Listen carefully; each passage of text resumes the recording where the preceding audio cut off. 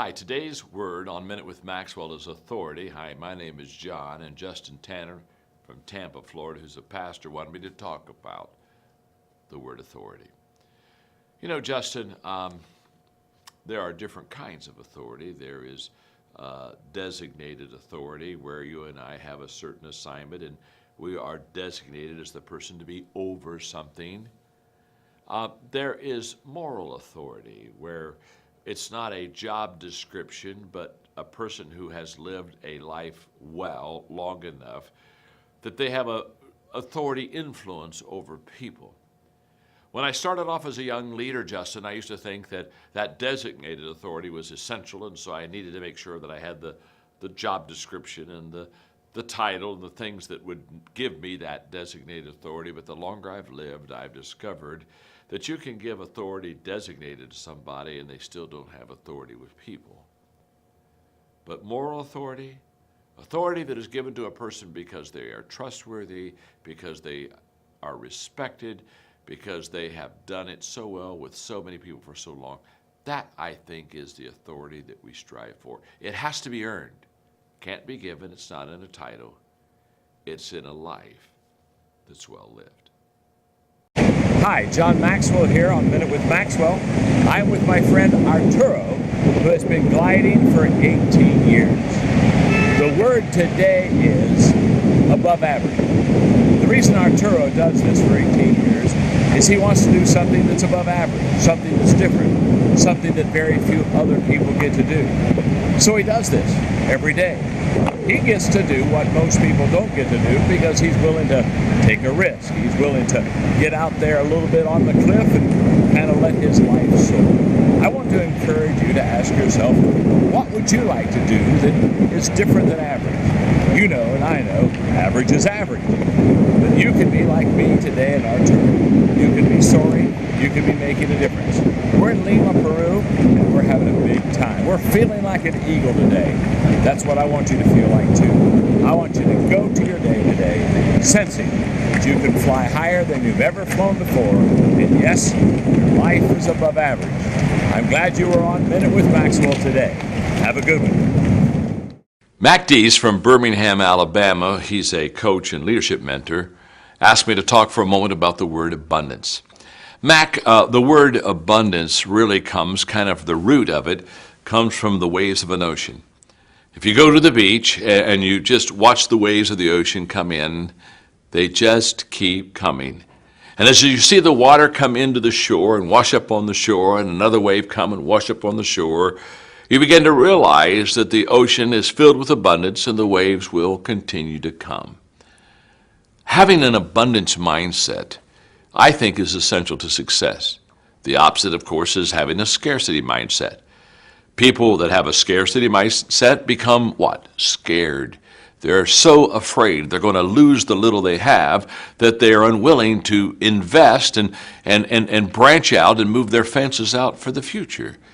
I would encourage you to always understand that there's an abundance of everything in life. Now all we need to do is to go get it and then become a river, not a reservoir, and pass it on to others. Be like the waves of the ocean. Continue to receive and continue to give. The word today is action. Christy Fredericks from Portsmouth, New Hampshire, sent this in to me, and Christy is in business development. There basically are two kinds of people. There's the person who says, I want to feel good before I do something. And then there's the person who says, no, I need to do something in order to feel good. Now, those two thoughts are worlds apart. And I know people who live in both camps. I know people who say to me, John, I just don't feel up to it yet. I'm not quite ready. And so therefore they are constantly kind of getting ready, aim. But they never fire. They never fire. Because they're constantly making or waiting for their emotions to cause them to take action. Now, the other person who says, no, I've got to do the right thing and then I'm going to feel right about it, they understand that action triggers emotion.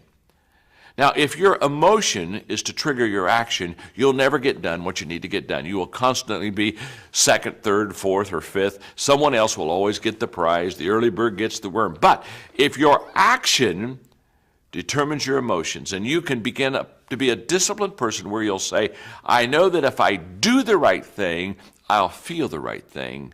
Trust me, you'll go right to the head of the class. The word today is affluence. Dan Klatt from Sedona, Arizona, who's a wealth advisor. No wonder, Dan, you want me to talk about affluence. You know, money's a wonderful thing.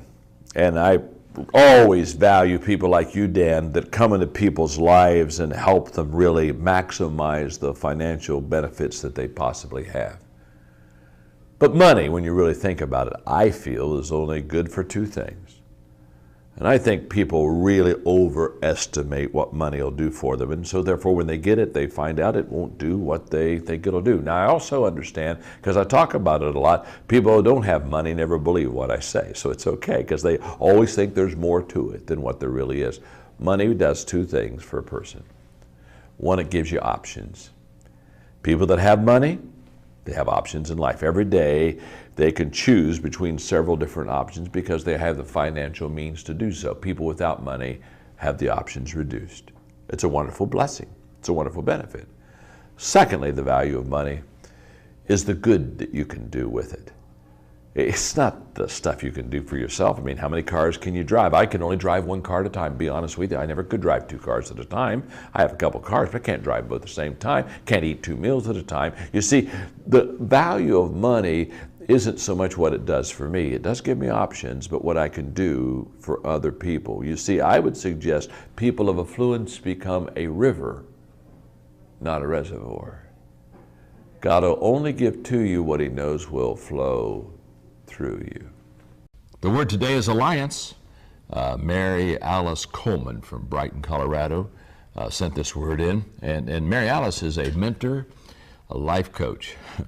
Now, Mary Alice, I hope that means that you're one of John Maxwell's life coaches. I hope that you're on the John Maxwell team. If you're not, let's just take you to another level. I want you to be one of our coaches. Somebody as bright as you, I need you on my team, that's for sure. Alliance is a word that has much more depth than just partnering with somebody. When I come alongside of a person and I align with them, I align my values with them, I align my priorities with them, I focus with them. We are one heart, one mind. The word alliance really comes from the word align. And basically what that means is that we are one spirit, one soul, one heart. We talk often about the fact of the heartbeat of a leader. Well, let me tell you something better than the heartbeat of a leader, and that is when that heart beats with other leaders and other people, and they begin to align together in their values and their priorities, and they begin to develop an alliance. Here's what I know about people that do this. They're more successful than those who don't, because two people can compound success much more than one. So you got to ask yourself the question, am I going to add and be just one, or am I going to multiply? The word today is balance. Chad Wilkins from Osage City, Kansas. Chad's an executive director for the Resource Center for Independent Living. And Chad, when you asked me to talk about balance, let me just make a confession to you right on the start, and that is, that's a challenge for a leader every day of their life. I have never run into any leader that was highly successful that said, can I tell you something? For the last 17 years, my life has been in balance. Now, we get out of balance. And the reason we get out of balance is because leaders seize opportunities, and the times and the seasons of life ebb and flow. And so what I want you to know is I think our life is always out of balance, but we should always be striving for balance. So let me explain how you do that. There are seasons when I have to work very hard, and perhaps I'm neglecting family responsibilities, personal responsibilities, and so I say, okay, this is for a season, but I want to make sure that I swing back and give maybe more apportionate time for my family or for myself. So what I do is I make sure that if I'm out of balance, I swing back to the other side, let the pendulum bring me to maybe a little bit more proactive with my family or with myself or with the rest that I need. And it's a constant challenge. Keep control of your calendar. If you don't, your life will never get any kind of close to balance at all. Have a few margins in your life. You need it because there are times when we are going to crash if we don't have just some margins for us to be able to emotionally, spiritually, physically rest and get our act together. But it is a continued. Brad is from Columbus, Ohio. By the way, Brad, I grew up in Circleville. Just go Route 23 south for about 25 miles, and there's a little town I grew up in. Hey, go Buckeyes. I'm an Ohio State boy. Brad is a lead and a founding pastor, and the word today is barrier. You see, I have discovered, and I know you have also, that many of the barriers we have in life are not imposed on us by other people or other situations. I have discovered that most of the time we sabotage our own selves. In fact, I have said that there are many times people, if they were the only person running the race, they still wouldn't win because somewhere along the race they would blow themselves up. Life is tough. It's not easy. There are a lot of barriers. But there's a great difference between the barriers that I place on myself, my own self-limiting barriers, things that I could take down by choice and by will, and the barriers that others have placed upon me. I would encourage you, be your best friend. Look at the barriers in your life and ask yourself, are they self-imposed or are they because of other situations? Those that are self-imposed, those are the barriers you should work on first. Begin to bring them down one at a time and run the good race. Marilee Parrish from Loveland, Colorado, who is a Christian author and CEO, wanted me to just take a moment and share what I think about the word believe. Well, belief is very, very important. To believe in something is to motivate you, to instill purpose within you. I think it would be very sad not to believe in yourself or not to believe in God or not to believe in the purpose or the cause of which you are created. But I do want to say one thing to Marilee and to all of us. There are some people who are too simplistic about believe, and they say, well, if you can believe it, you can achieve it. It's not true. Not true. Trust me on this. You can believe a lot of wonderful things and not achieve them unless you have the resources, the help, the giftedness, the opportunity. So belief gets you started, but then you have to complement that with hard work and good choices to succeed and be the person that you believe that you can become. Hi, my name is John Maxwell, and Jody is a coach and a speaker from Fargo, North Dakota. And Jody asked me to talk for a moment about capacity. You see, every person that wants to reach their capacity or potential loves this word because they're always striving to get better, to increase, to improve themselves. Many years ago, I heard this quote, and I loved it. It said that God's gift to me is my ability, and what I do with my ability is my gift back to God. Well, that means trying to reach capacity. The best that I have ever known as far as leaders, coaches, and speakers have never been satisfied with where they are. I'm not. Where I am today, although I enjoy my journey, is not where I want to be tomorrow. I haven't yet reached my capacity. I haven't yet reached my potential. And every leader who leads another person, they have two questions to ask the person they're leading. One is, what is their capacity? And number two, can I help them reach it? That's what I want for you. That's what coaches do. That's what leaders do. That's what speakers do. They reach their capacity, and then guess what? They have the credibility to help others reach theirs. Today's word on Minute with Maxwell is caring. Hi, my name is John. Jody K. Petra from Mesa, Arizona, who's an educator, wanted me to talk about caring.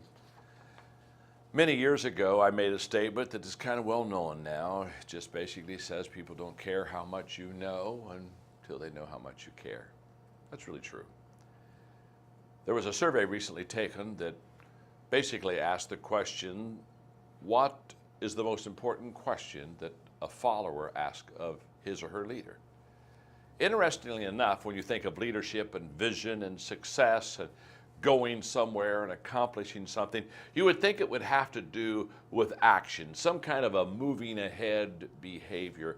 The most requested and the number one question among followers about the leader is this question: does that leader care for me?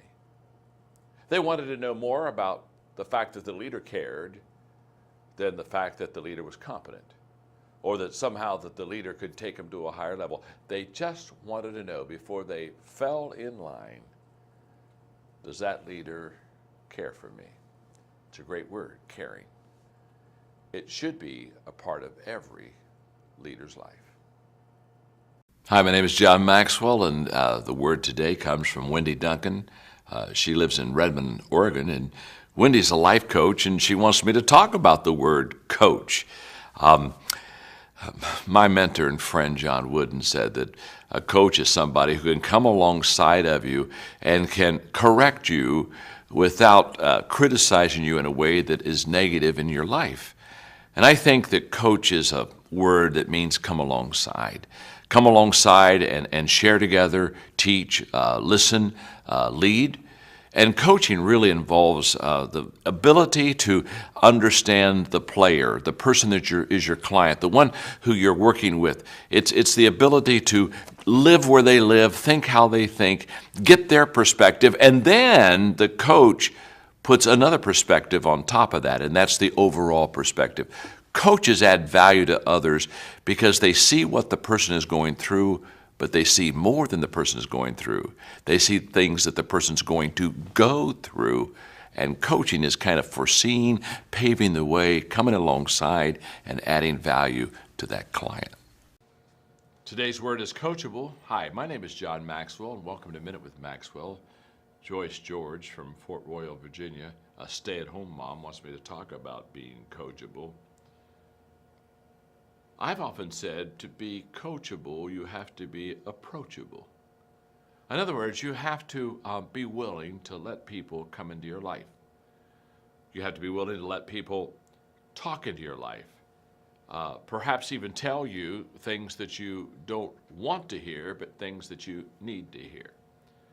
When I think of a person that is not coachable, I think of a person who is not willing to listen and correct his or her errors or mistakes to get better. But when I get around a coachable, approachable person, I feel like sharing with them because they know that I'm not trying to hurt them, I'm trying to help them. It's kind of like the work of a surgeon. Yes, surgery perhaps hurts a little bit, but it's designed not to hurt you. It's designed to help you, but there is always the hurt before the help. A coachable person understands that, and they're mature enough to say, okay, a little hurt today is worth it for a lot of help tomorrow. Hi, my name is John Maxwell. Welcome to Minute with Maxwell. I have my good friend Andrew. We're in Winnipeg, Canada, and this man with a vision has put on a leadership conference where we have over 700 wonderful people from Winnipeg and the surrounding area coming and spending the day with me on leadership. And Andrew, way to go, buddy. You are a leader. You've already proven it. Look at the people behind you. Now, Andrew, what is the word on Minute with Maxwell today? Thank you very much, John. The word for Minute with Maxwell is commitment. Commitment. Nothing happens until you and I commit to someone or something. No one has ever been a success by giving it a half effort. In Europe, in the Alps, they have a place about halfway up the mountain for mountain climbers called the halfway house. It's a place where if you've been climbing all morning, you can come and you can stop and there's a fireplace and you can get some refreshments and you can kind of rest your body before you go to the top. It's meant to be a place where you just rest to continue. But many people, when they come to the halfway house, they stay there. The warmth of the fire, the food, the nice easy chairs, the view of the mountains, it is so enticing that all of a sudden they give up their original purpose of going to the top. They're halfway committed. For the first hour, when the rest of the party goes on up towards the top of the mountain, there's a lot of happiness at the halfway house. But within a couple of hours, everybody is silent, and now they're going to the window, and they're looking out because they're watching the people they started with continue to go where they had determined in the morning to go themselves. It becomes quiet. There's an uneasiness, a dissatisfaction at the halfway house. Why? Because people that had a goal and a destination to go to the top settle halfway. Commitment, my friend, will never let you stop at the halfway house. It will be determined that you'll keep going till you go to the top. That's Minute with Maxwell. Thank you very much. Welcome to Minute with Maxwell. The word today is communication. Irene Black from Cayeta, Arizona, who's a social worker, wanted me to talk about it. Well, Irene, you're talking about something I love, and that is to communicate. The thing I want you to understand about communication today is that it's not a one-way street. Communication is not me talking and you listening. It's not me speaking, telling, directing, pointing. It's us engaged in a two-way conversation. You're talking, I'm listening, you're listening. We're kind of taking what I call a verbal journey, a visual journey, an emotional journey together. So often in communication, we leave someone. I see it happen all the time. Somebody starts talking, the other person's gone. Whenever that happens, Irene, just stop the communication and understand you got to connect, and then you communicate.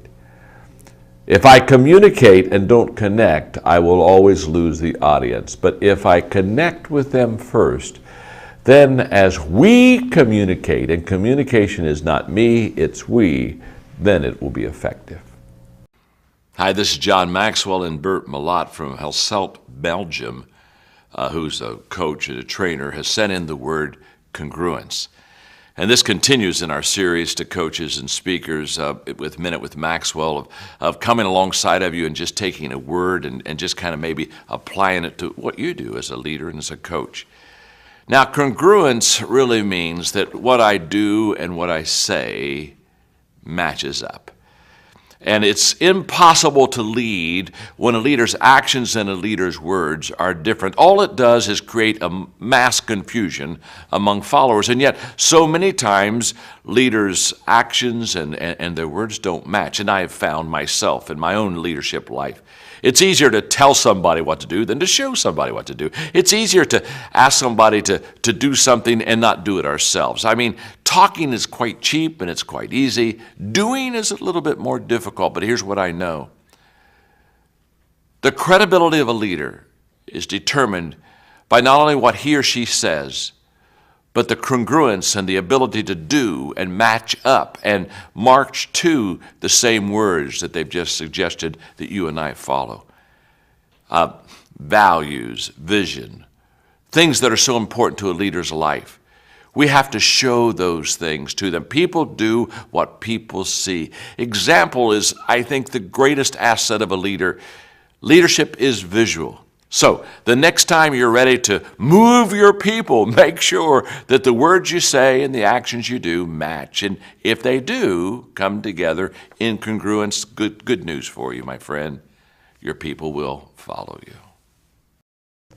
Dan Gallagher from High Bridge, New Jersey, who's an educator, said, John, talk to me for a minute about connecting. Well, that's one of my favorite subjects. You know, I wrote a book, Everyone Communicates, Few Connect. Basically what I was saying in the book is this: a lot of people talk. But haven't you been sitting at a lunch table with somebody and they were talking and nobody was home? I mean, they just weren't. Remember the old gong show when somebody was talking, they weren't doing a good job, you could go over and take the old mallet and gong them and it had to be over? Don't you wish we all had to carry gongs with us, and when the conversation got a little boring, we could just get up and gong somebody and it would be done? Well, it's not that easy. And here's what's sad. So many people, when they don't connect, don't even know they're not connecting. I would encourage you, begin to ask other people, am I interesting? Am I adding value to you? When I walk into a room and when I'm with somebody in an experience, do people really care and are they excited? Do I have the ability to draw people to me? Am I a connector or am I a disconnector? You see, on a phone, when I'm disconnected, I know it immediately. But so many times in life, people disconnect on a daily basis and don't have a clue. Maybe you need to get my book. Today I would like to talk on the word consistency. It was sent in by Yvonne Donaldson from Sydney, Nebraska. Yvonne is a financial coach. I've often said that the bookends of success, the front end is initiative, the ability to start something, and the back end of success is the ability to close it, to finish it. But in between those two bookends of success, consistency is essential. You and I both know people, they're brilliant, but they're not consistent. They're creative, but they're not consistent.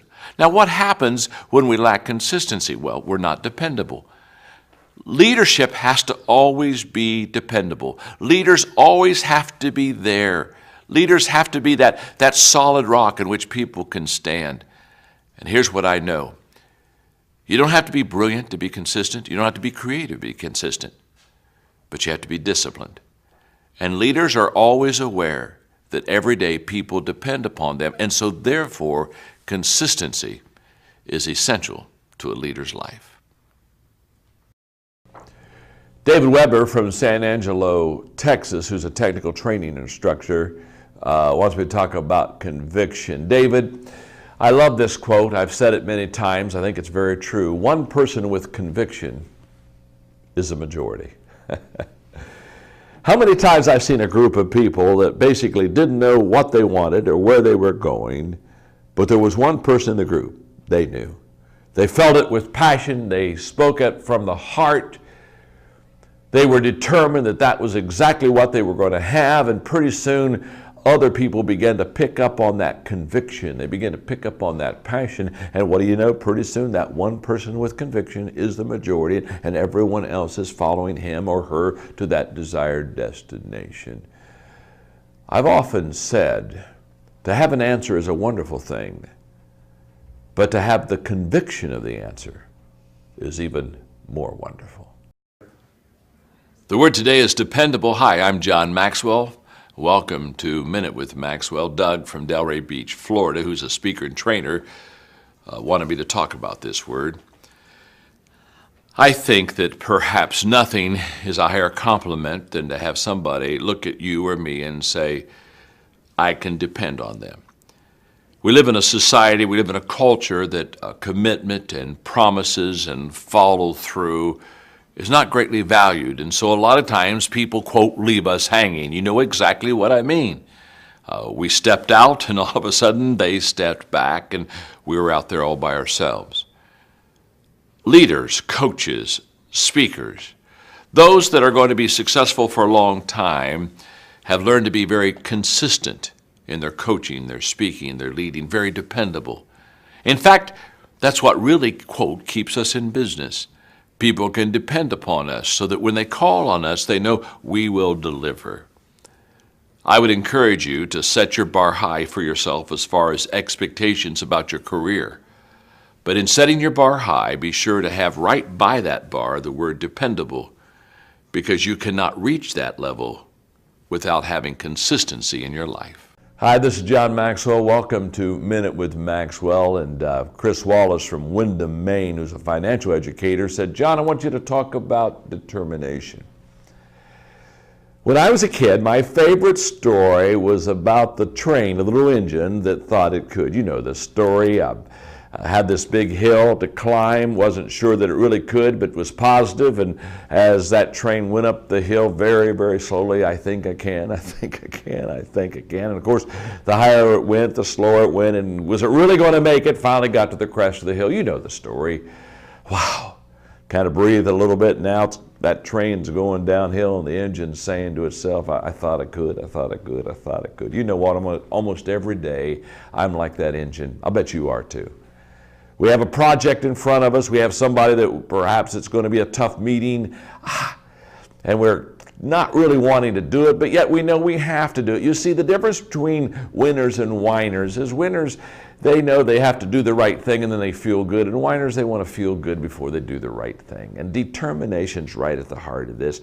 You and I have to do the things we know that we should do so that someday we can do the things we want to do. Stay determined today. Don't give up. You can make it. Gwen Kirby from California, Missouri is a sales director, and she wants me to talk about doubting yourself, self-doubt. First of all, Gwen, I think we all have that. I have moments in my life where I'm not sure that I can perform a task or that I'm up to someone else's expectation of something they want me to do. So I think to be human is to have doubt. But I also want you to know that with the negative emotion of doubt, you need to bring alongside of it a positive emotion such as faith. And here's the key, Gwen, to success.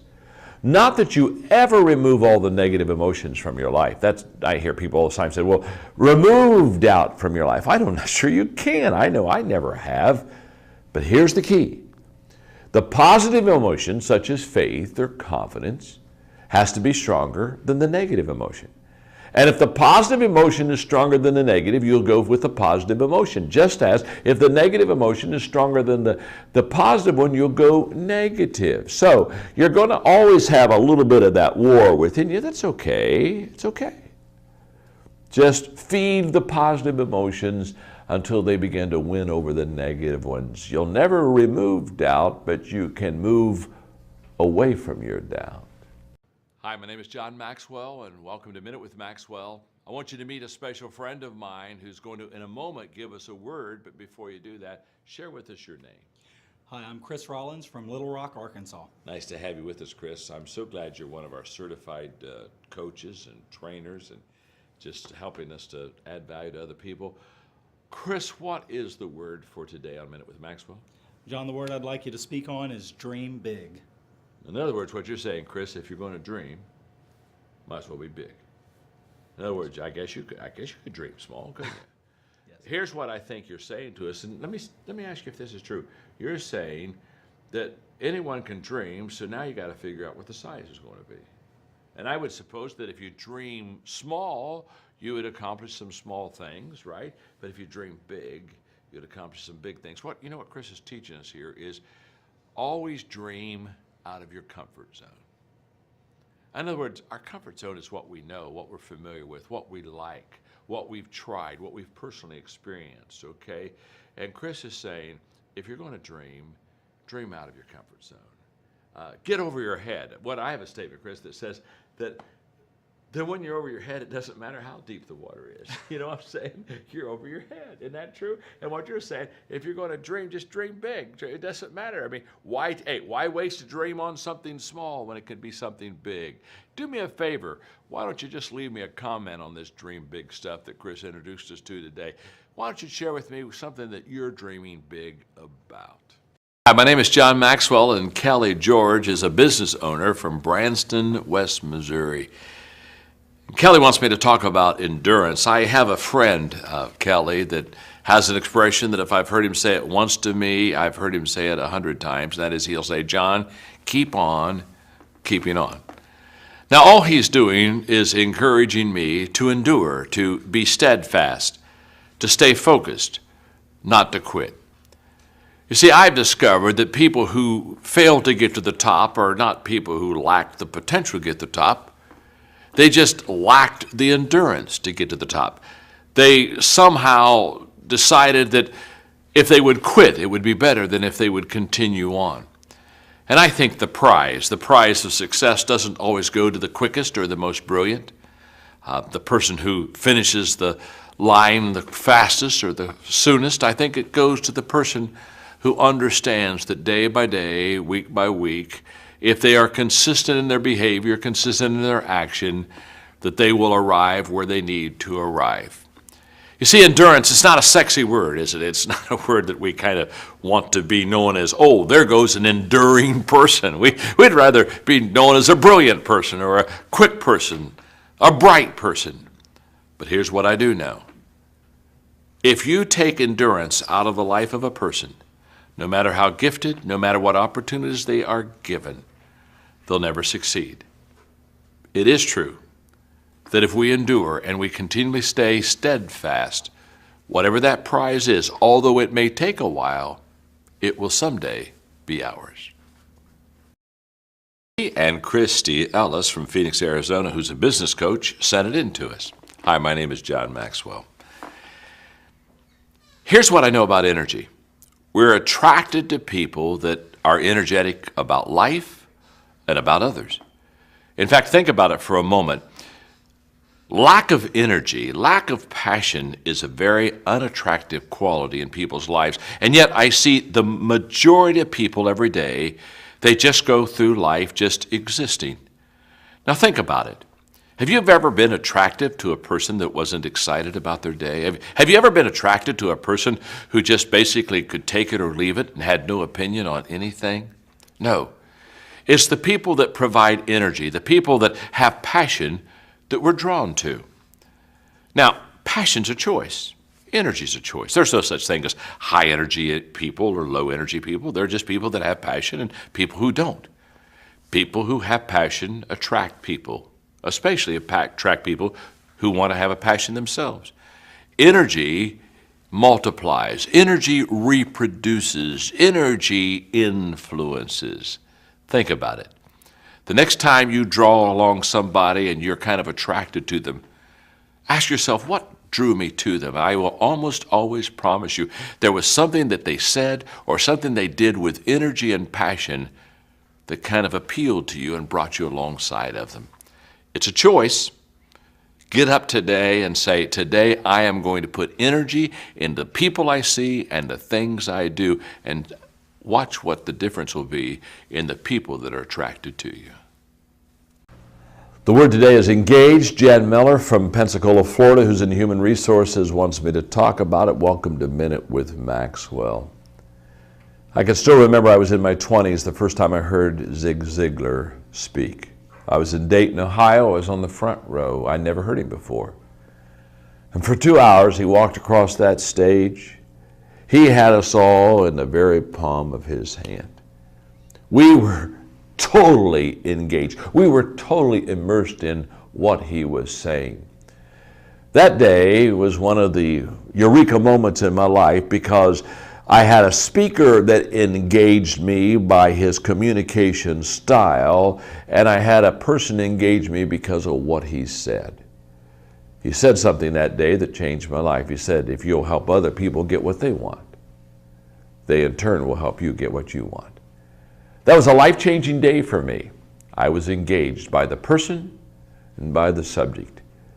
As I think about it now, there's nothing I enjoy more than a conversation with another person of which I am engaged. Time goes so fast, and the experience is exhilarating. Hi, my name is John Maxwell, and welcome to Minute with Maxwell. I'm in Singapore. I'm with my friend Bernard, and they are with Education and Defense in Singapore, and this is some of his team members, and we're doing a leadership conference here, and I'm delighted to be with you. And Bernard, what is the word for today for Minute with Maxwell? What I have in mind is engagement. Engagement? Okay. Let's talk for a minute about engagement. When I think of an engagement, I think of the fact that two people come together and they agree that they should be together. And they should be together for a common purpose, and that is to add value to one another. I've always said that engagements or partnerships should be win-win. So if Bernard and I are having an engagement, I would hope that he would add value to me, and I would add value to him. Now, in that engagement, if at any time I'm adding value to myself, but I'm not adding value to him, it isn't the proper engagement. It isn't one that's going to work. It's not long-term. Or if he's adding value to himself and I'm losing, it won't be a long-lasting engagement. So I have always said that if you want to have the engagement that is proper with life, always ask yourself, first of all, not what is best for me, but what is best for Bernard? What can I do to add value to him? And the moment that I think that way, and that attitude becomes part of the relationship, he begins to think the same way. And he's asking how he can add value to me. So on Minute with Maxwell today, I have one desire for you, and that is that in the engagements that you pursue and that you participate in, there'll be win-win. You win, they win, both parties do, because I think that's what a proper engagement is all about. Thank you very much for joining Minute with Maxwell today. Thank you. Hi, this is John Maxwell, and you're spending a minute with Maxwell. And the word today is entrepreneur, and Christine from Cornelius, North Carolina, sent it in. I'm not sure everybody even knows what an entrepreneur is, but I think everybody wants to be one. Because when you think of an entrepreneur, you'll think of somebody that's blazing new trails, that's making new discoveries, that's starting something from nothing. It's the typical success story of a person who is kind of a self-made person, a self-made man, a self-made woman. So the word entrepreneur really has kind of a magic feel and ring about it. We say, oh, I want to be an entrepreneur. Here's what I know about this type of a person. They're not afraid to take a risk. While others hold back, they step out. They're not afraid to fail.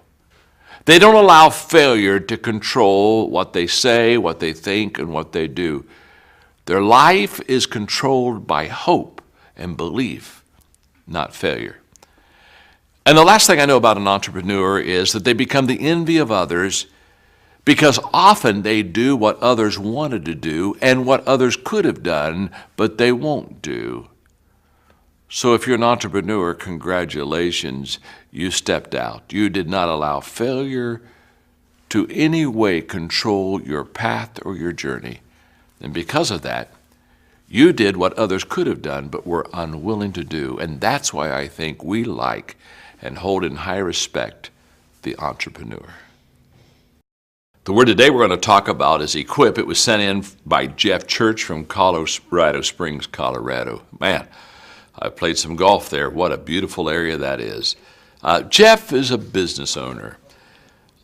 Jeff, when I was a very young leader, I began counseling because I have a degree in that. And I didn't like counseling, and it wore me out. And pretty soon after a couple of years, I realized I wasn't good at it, and I really shouldn't be doing it, even though I had a degree in it. And I began to go from counseling to equipping, and immediately when I started equipping people, I received energy and was infused with strength. And I asked myself what was the difference, and one day I settled it. I understood it. You see, when you counsel people, you work on their weaknesses. When you equip people, you work on their strengths. I found that equipping others, working on their potential and on their strengths, gives me also strength, and that began the time of my life where I said, I want to the rest of my life become an equipper of people, and that's what I'm still trying to do today. If you don't mind, we'd like you to speak on a very important word to us, and that's ethos. And ethos means that you're going to be a person of integrity and authenticity. And what that means is that what you say you do, what you do you say. There's no incongruency in your life. Now, that's a challenge for all of us because we're human. And so therefore, we fall short. And what preserves the integrity of ethos in our life is not that we're always perfect, but we're always honest and we're always vulnerable. And when we miss the mark, we say we missed the mark and we strive to get back to where we need to be and strive to rise back up to that high ethical challenge. I wrote a book several years ago called Ethics 101. And basically, ethos to me means living the golden rule. Do unto others what we would have them do unto you. It's the one rule, it's the one principle that's accepted in all countries and in all cultures. And so it's a challenge for all of us. We're in Orlando, Florida with well over 1,000 coaches of the John Maxwell team. It's a challenge for all of us. It's a high goal. It's a high standard, but we can make that standard and we can live that standard. And so thank you, Jamie, and the rest of the Ethos team for being here today. And we're glad you're part of the John Maxwell team. And let's all give them a hand. And by doing that, saying we want to live this high standard ourselves. Would you do that? Thank you very much.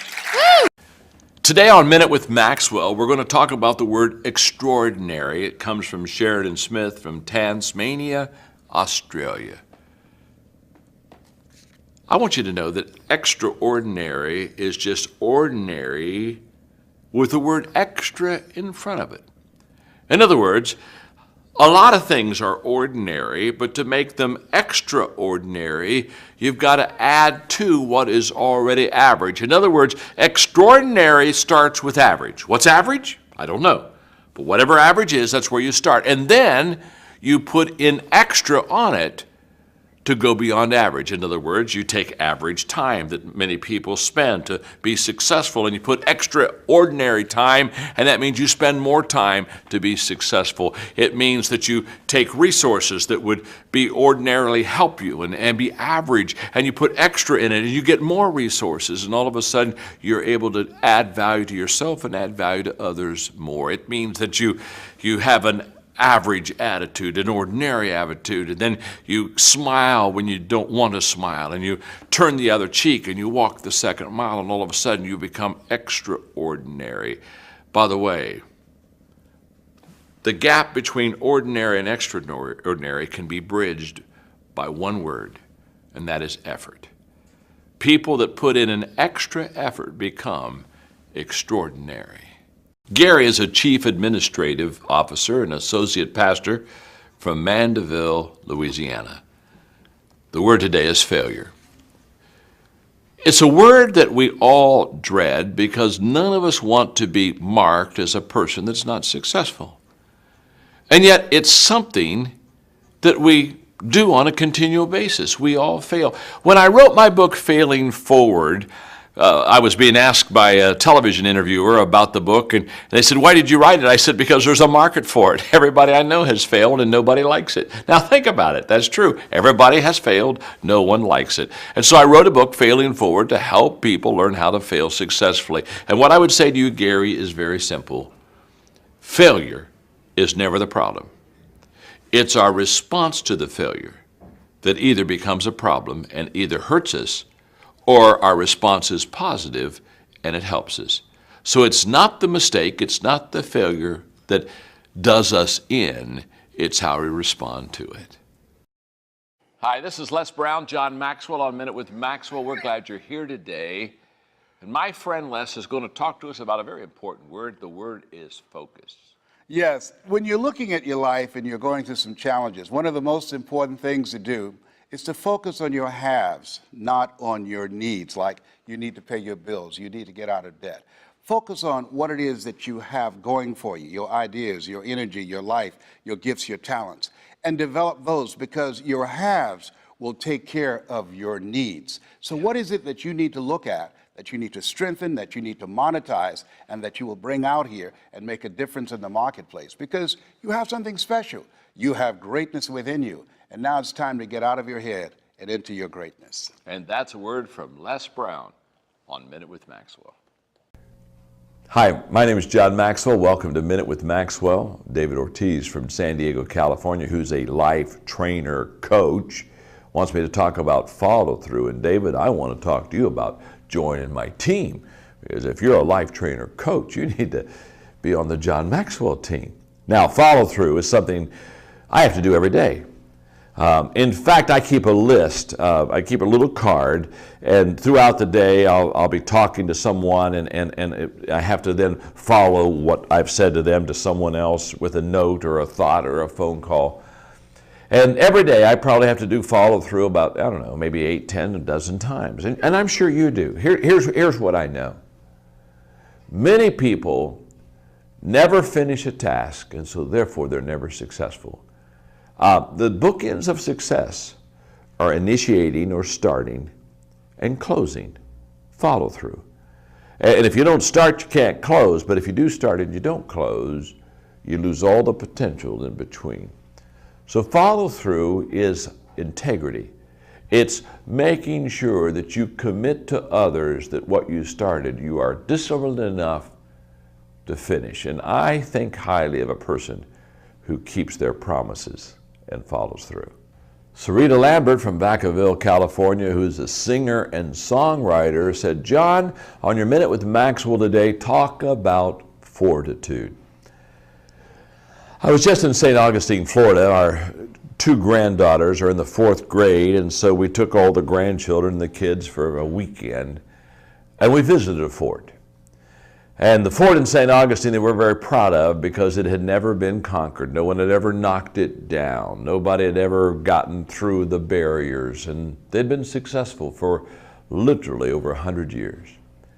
When I saw that fort, I thought it was built for strength. It was built to stand. But when you put fort, thinking of a fort, with attitude, fortitude.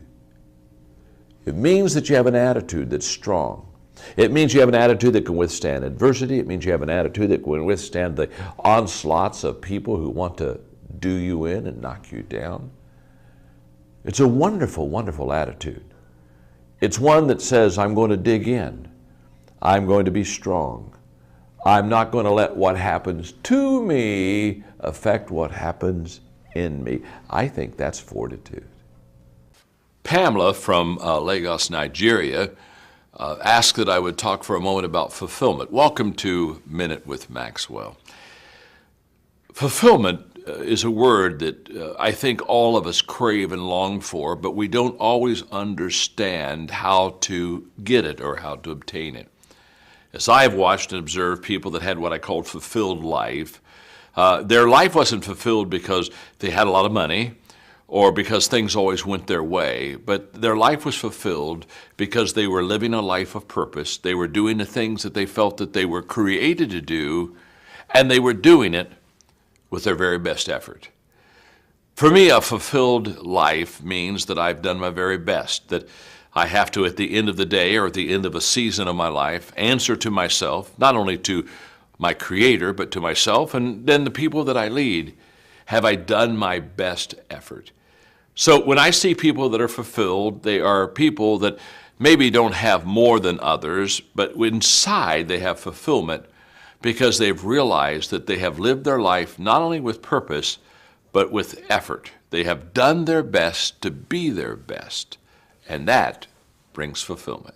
My name is John Maxwell, and the word today I want to discuss is genuine. Michael from Prosper, Texas, he's an assistant superintendent, sent the word in. Well, we've heard people that have expressed to them the word, they're the real deal. What it means is that what they say and what they do matches up. They're open, they're honest, they invite you into their life, there's no pretense. They're not going to in any way try to be what they're not. I remember as a young leader the temptation to kind of motivate people and kind of fake it. And for a couple of months I was falling into the trap of just trying to motivate people in a kind of a fakey way. And one day it began to occur to me that the moment that I began to be unreal with others, I was unreal with myself. And that when I lacked being genuine with others, I lacked being genuine with myself, and I didn't like the feeling. So I decided, I made a leader's choice. Just be real, say it as it is, be honest, be genuine. And I have found that they really interpret the message with heart when you have a genuine spirit in which you share it with them. Hi, my name is John Maxwell. Welcome to Minute with Maxwell. I'm going to talk to you about goals because Anford Gale from New York, who's a manager, wanted me to do that. I was sitting at a round table with executives one day, and a person that is highly successful, I could tell, was a little discouraged. And he said, John, I've hit every goal of my life. And now I basically have lost my motivation and my passion. And I looked at him, I called him by name. I'll say Don, that wasn't his name. I said, Don, the problem is you've been goal-oriented instead of growth-oriented. You see, if you and I are just goal-oriented, when we hit our goals, it's kind of like Eureka, we've arrived, we celebrate, have a party, but then all of a sudden there's an emptiness like, okay, I've hit it. But if you're growth-oriented and establish goals within your growth-oriented journey, you'll hit those goals, but you'll look at it and say, hey, this is just another step towards my total growth. And I've never known a person who said, John, I've grown as big as I can ever grow, and I know as much as I can ever know, and so therefore I have nothing to accomplish. You see, if you're goal-oriented, you'll hit your goal and then be a little empty. But if you're growth-oriented, you'll never hit that goal. Just keep growing. Crystal from Fairmont, West Virginia is a life mastery consultant, and she asked me to talk for a moment about the word gratitude. It reminds me of a few years ago when we had all the grandchildren over our house at Thanksgiving, and in preparation for this day of expressing thanksgiving and gratitude, Margaret had bought the little grandchildren pilgrim costumes. Oh, you ought to have seen them.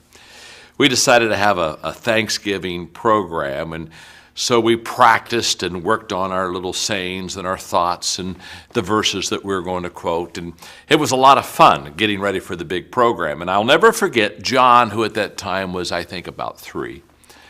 We were doing a thing that basically was that attitude is an expression of gratitude.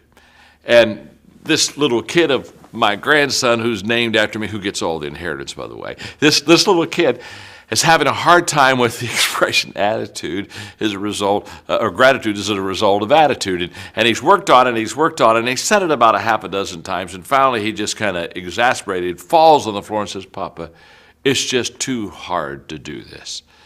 And I thought as he laid there on the floor, that's the way a lot of people feel about gratitude. They just feel it's too hard to express, and so they don't. Or they are what I call the silent gratitude people. They say, "Well, I don't say it, but I feel it." Well, that's too bad, because the rest of us don't know you're feeling it. Show it to your face. Say it in your words. Gratitude. Basically, it's you and me saying we realize that other people are important in our life, and that what we have is not because of what we've done, but because of what others do for us also. It's an expression that goes a long way in helping others feel important. Hi, my name is John Maxwell. I'm with my good friend Les Brown on Minute with Maxwell. And today Les is going to talk to you about a word that is special to him and me and will be to you. That word is greatness. Yes. When you're pursuing your greatness, you don't know what your limits are, so you act like you don't have any. And the only way that we can really manifest our greatness, because you have greatness within you, but greatness is not your destiny. It's a choice that you must make to put yourself in a place beyond your comfort zone, because beyond your comfort zone, that's where your power is. And then you'll become someone that you will begin to be proud of, someone that you will begin to realize where your true power is, and that is operating at a new level, pushing yourself, stretching yourself, dying to who you are now, and giving birth to who you must become. So you have something special. You have greatness within you. Pursue your greatness. Wow. Thank you, Les. That's the word on Minute with Maxwell today. Today's word on Minute with Maxwell is habits, one of the principles that I teach about in my new book, The 15 Invaluable Laws of Personal Growth. Live them and reach your potential. People that are knowledgeable about habits say that it takes 30 days for a habit to become a habit.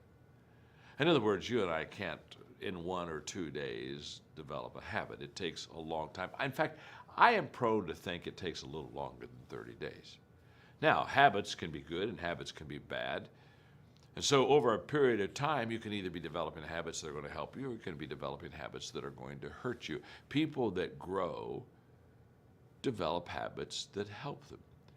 The great value of a good habit is you don't have to think about it. That's why it's a habit. In other words, once you begin to, over days and times and periods, begin to practice something that is good, after a while it becomes automatic to you. It becomes who you are. In fact, I always tell people, practice a good habit long enough to make it yours. And once it's yours, now it's automatic. Every day, you'll do what you should do. Sheila Dingus from Brandenburg, Kentucky, who's with Amway, said, "John, I want you to talk about hesitation." Well, welcome to Minute with Maxwell. Whenever you hear me speak, one of the things you'll notice very quickly as I begin to share my heart with people is that there are many times as I speak, I hesitate. I'll maybe make a statement or a sentence that I want people to think about, and I pause. I sometimes even call it the pregnant pause. What I'm doing is I'm allowing a person's mind and heart to catch up with each other. You see, so many times what we see and what we feel are not at the very same pace.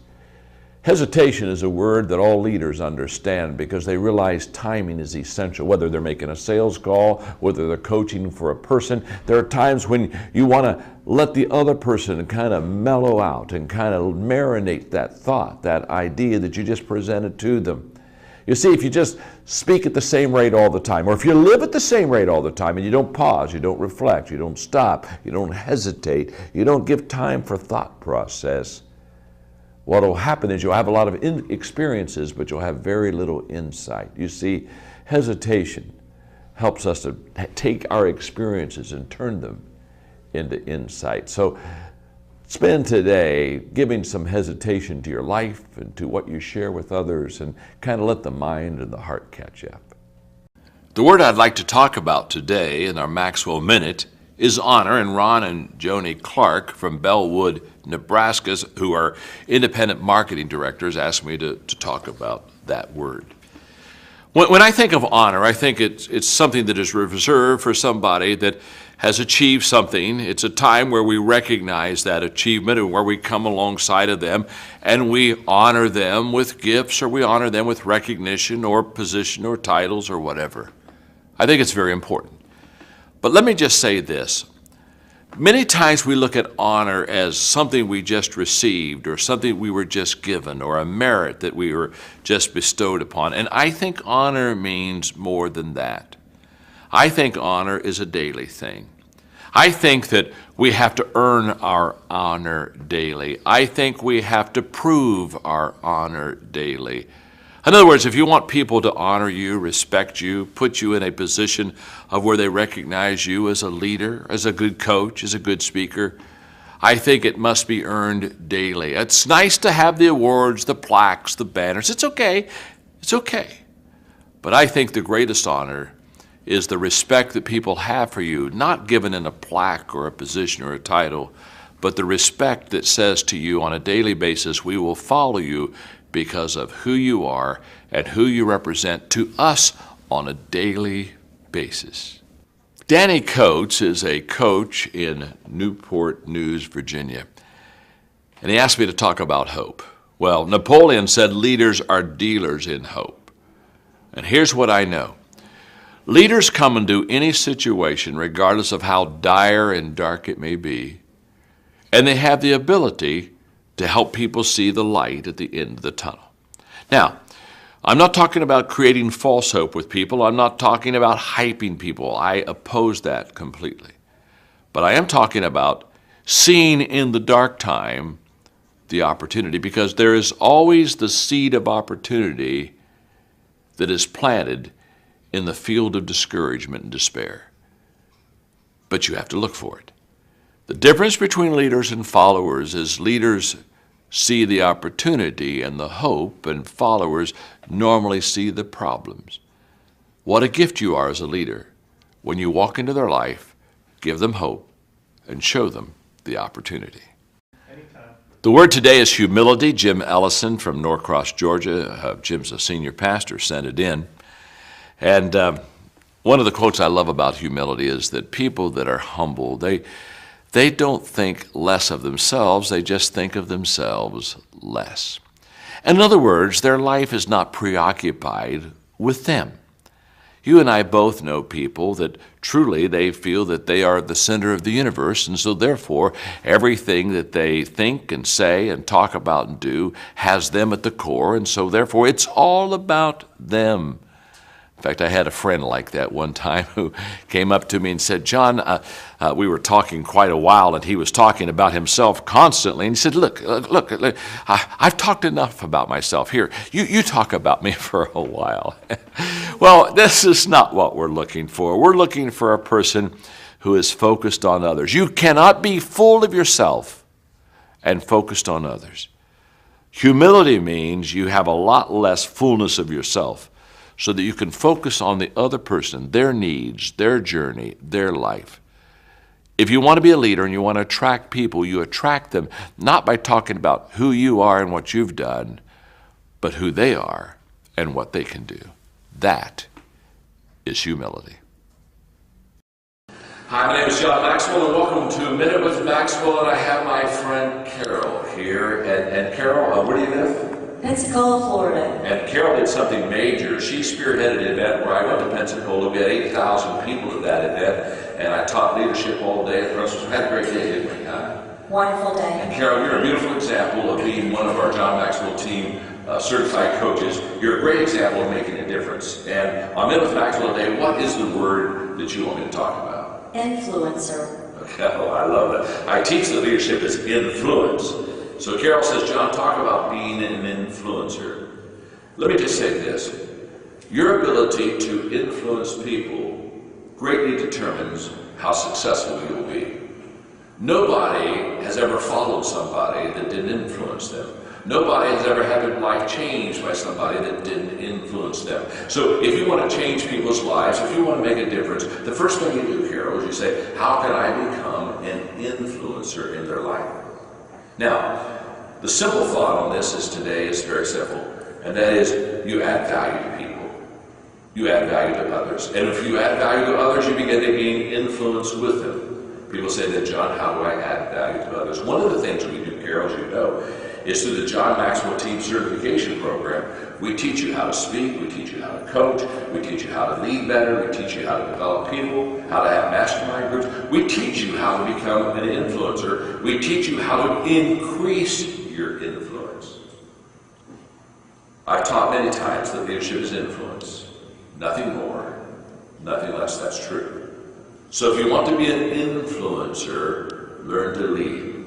And I encourage you, think about the John Maxwell team. Being part of a team that I'm doing and I'm leading that teaches people how to increase the influence. And I would hope for you what Carol has proven in Pensacola, Florida, and that is you can influence people and you can make a difference. So Carol, thank you very much. I hope you've enjoyed Minute with Maxwell, and I challenge you today, begin to grow your influence. I have with me people who want to increase their influence because I am at a writers' conference, and I'm teaching them how I write. They're wanting to be aspiring authors, and we're having the time of our life today, learning how to increase our influence, and they're going to pull it off. Hi, my name is John Maxwell. Welcome to Minute with Maxwell. I'm in East London, South Africa. And one of my friends now is going to give us the word, but I want you to introduce yourself because I always love teaching you because you're so responsive, because you're a wonderful leader yourself. What's the word for today? Hello, my name is Nyameka. I'm the CEO for Icon Maxwell Africa. The word for today is influential leadership. When people ask me to define the word leadership, I always say leadership is influence. Nothing more, nothing less. If you can influence people, they'll follow you. And yet, I've never known anyone that didn't influence people and yet had a following. Now, how do you and I become influential? It's very simple. Every day, intentionally add value to people. If you'll every day intentionally add value to people, you'll begin to have a positive influence on their life. Pretty soon, they'll want to be around you. Pretty soon, what you say, what you do is going to be important to them. So influential leadership really describes what a leader is. He or she is a person of influence. Thank you, John Maxwell. I'm glad you were with me today on Minute with Maxwell. Dixie is a speaker, a coach, a writer. She's from St. Louis, Missouri. She wanted me to talk about insight. Whenever I take the word insight, I think of a word that's kind of close to it, sounds kind of like it, inside. You see, to get insight in a situation, you have to get inside of the situation. You can't have insight if you're removed, if you're distracted, if you've pulled away. You've got to get close to the issue, the question. I've often said that insight is a response of reflection. In fact, I think reflection turns experience into insight. Here's what I know about leaders. They have insight because they have gotten inside the circle, the relationships, the journey. They've been there. They've touched it. They've felt it. They've experienced it themselves. They're not far removed from it. And that insight that they have, because they've been inside the situation, allows them to lead with farsight and vision. You've got to start where you are if you want to expand to where you're going. Today's word on Minute with Maxwell is intentionality, one of the principles I teach about in my new book, The 15 Invaluable Laws of Growth. Live them and reach your potential. Here's what I know about intentionality, and here's what I know about growth. No one has ever grown by accident. If you're going to grow, you're going to have to grow on purpose. I realized that when I was in my 20s, and Kirk Campmeyer over breakfast looked at me and asked me what my personal plan for growth was, of which I had none. And then he said, John, growth is not an accident. Can I tell you something? The only thing that will ever happen to you in your life that you don't have to plan or work on is death. You don't need a mentor on death. You don't need to read a book on death. Just hang around long enough and you die, okay? Everything else, you've got to do it on purpose. You've got to be intentional. Paul Harvey one time said, you can tell you're on the road to success. It's uphill all the way. That's true. If you're going to grow and reach your potential, it has to be intentional. Hi, this is John Maxwell. Welcome to Minute with Maxwell. And today's Friday challenge word is intimacy. Sundar Samuel from Cooperstown, New York, who is a clergyman, asked me to talk about intimacy today. I remember being in a psychology class in college where the prof basically said, if you have 3 good friends in your lifetime, you can consider yourself to be very fortunate. And I can remember sitting in the class and I kind of thought it was a kind of a cynical statement. I thought, my goodness, I've got a lot of friends. You know, today as I'm older, I understand really what he was saying to the class. He was really saying, we have a lot of acquaintances, we have a lot of friends, people that we may hang out with, people we may have a dinner with, do stuff with. But he was talking about intimacy. He was talking about being more than just a friend, a person that cares, a person that listens, a person that desires to really add value to you, a soulmate, somebody that you connect with more than just a verbal level, but a visual level, a heart level, one that kind of beats the same heartbeat of yours. Now, this weekend I challenge you to look at your long list of friends, because I know you have a good list, and ask yourself, which are the ones, what are the 2 or 3 that I sense intimacy with, the person that I can share my heart, that I can be honest, someone that is totally trustworthy, where I could unload myself. And they would not only care, and they would not only share, but they would understand, because I think that's what intimacy is. Hi, my name is John Maxwell, and in honor of Read Across America Day on Minute with Maxwell, we're going to talk about the word knowledge. My father understood the value of reading. In fact, he paid an allowance to my older brother, myself, and my younger sister to read 30 minutes every day. He put the books in our hands that he wanted us to read, books that would help us to be successful in life. So some of the great classic books, How to Win Friends and Influence People, Norman Vincent Peale's Positive Thinking, just the books that were helpful to kids to put the basic values in their life. That's what my father placed in our hands. And basically he said, I want to help you. I want to put my money where my values are. It really helped us. In fact, I would say it changed our life. Now I say that because perhaps you have children, you have grandchildren. I would encourage you to kind of invest in them as they read the right kind of books to kind of make a difference. And by the way, when you look at reading on Read Across America Day, think of it, whether you talk about money or not, as an investment. It's an investment in you, because knowledge sets you apart from people who don't understand and don't know. It gives you the distinct advantage, and that's all because you spend time reading. Hi, my name is John Maxwell. Welcome to Minute with Maxwell. Alexander Ortiz from Bethlehem, Pennsylvania, management consultant and business owner, said, John, talk about learn. It's one of my favorite words. I love to learn. I love to ask questions. I love to grow. I love to experience new things. You know, I think it's sad. There are a lot of times we stop our official learning when we graduate from school and we basically say, okay, now I don't need to learn anymore. I've kind of got it.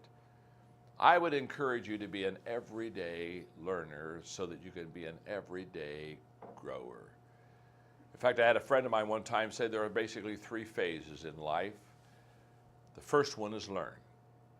Get on a major curve to learn all that you possibly can, and the more you learn, you can go into that second phase, earn. You earn more money, you earn more respect as you learn and as you grow. And if you do that well enough, long enough, you can return a lot of blessings that you've received to other people. And I like that. Keep learning, keep earning, keep returning.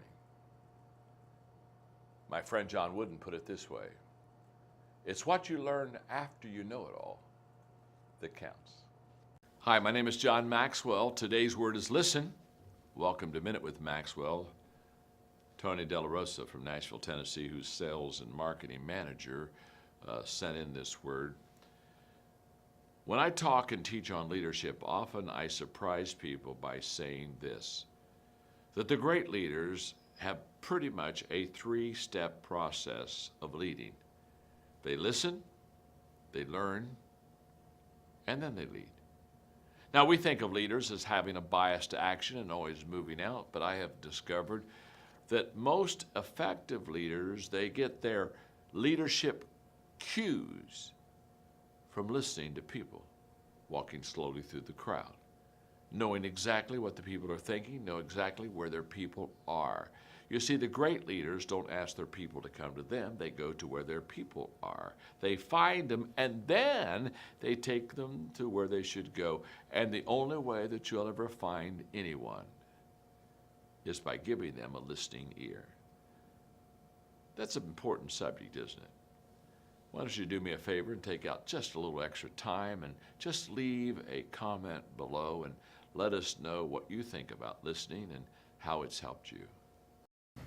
Joyce from Vacaville, California, is a fitness trainer and a business owner, and she wanted me to talk about measurable. I can understand, Joyce, why you would like me to do that, because you're a fitness trainer, and you're constantly, with your clients, measuring their progress. Of course you are. But it's not only important for a fitness trainer or a coach or for a speaker, but it's important for all of us to measure our accomplishments. And here's why. When we measure something, now we not only have a reality of where we are, but we have a goal of where we want to go, and now we become intentional. Show me a person who doesn't know where they are, doesn't know where they want to go, and I will promise you they won't get there. Now, the good news is they'll still be happy, probably because they didn't know where they were supposed to be. But when you measure the things of life that are important, what gets measured gets done. Then you achieve the things of life which are important. So, put it this way. If it's important, measure it. If it's not important, don't worry about it. But what gets measured is what gets done. The word today is mindset. Doug Welton from Clearwater, Florida, who is a coach and a counselor, sent the word mindset in. And Doug, you and I both know that how a person thinks is going to determine almost everything about his or her success. In fact, here's what I say, Doug, to you and to all of my friends. When I teach about success, I think the greatest gap in the world between successful and unsuccessful people is the thinking gap. I think successful people think differently, not better, maybe even not smarter, but differently than unsuccessful people. I have never known a person who was a life coach, a leader, a successful person at all, that didn't understand the power of thinking. That's why, Doug, every day, in the morning, I look at my schedule and I think and ask myself this question: what's the most important person I'm going to see? What's the most important event I'm going to see and then participate in? Because I want to make sure that I maximize my day. In the evening, I reflect and I say, okay, how did my day go? And I go through my whole hour-by-hour calendar. Why? Because here's what I know. If we go through our day without thinking, we will go through our day without being successful and sowing the seeds that we need that can reap the harvest that only a good mindset can bring to us. Okay, on Minute with Maxwell today, the word is money. Are you ready? As you're watching, listening to this, guess who would want me to talk on the subject of money? A guy by the name of Eric Million. Eric, talk to me, friend. Talk to me. Did you get that name by birth, or did you when you were like 21 years old, have an ambitious desire to make money and change your name. I mean, Eric Million wants me to talk about money. I mean, that's almost as bad as Susie Penniless wants me to talk about money. He's a business owner in Lexington, Kentucky. And Eric, I hope that you've done well. I hope you have in your bank account what your name says. But let me just say this. If you have $1 million or $2 million, Eric, in your bank account, you're going to know something that I already know and all of the people on Minute with Maxwell need to know. Money is a wonderful thing, but it's not the main thing. Money does two positive things for you in your life. One, it gives you options, and two, it gives you an opportunity to help people. I know of no other values of money except options. And if you have a lot of money, you get to choose. You get to choose where you go, travel. You get to choose where you go, first class or coach. You get choices. You get options. Money gives you options. That's the wonderful thing. I value options, and so therefore I value money because of what it gives me. But I also value money more, Eric, because it allows me to pass on to others. And I've been blessed, and I've made quite a bit of money, but can I tell you something? 10 to 1, the joy of giving is greater than the joy of receiving. Trust me on this. But by the way, hey, you got to make it to give it. Okay, Eric Million, I've talked about money for you. Go make some. Motivation, Sherry from Northridge, California. She's a speaker, trainer, and coach. Asked me to talk about that word for a moment. Well, we all want to be motivated, and yet so many times we fail to find the secret of motivation, and so let me give it to you quickly. Just do it. Be a Nike person.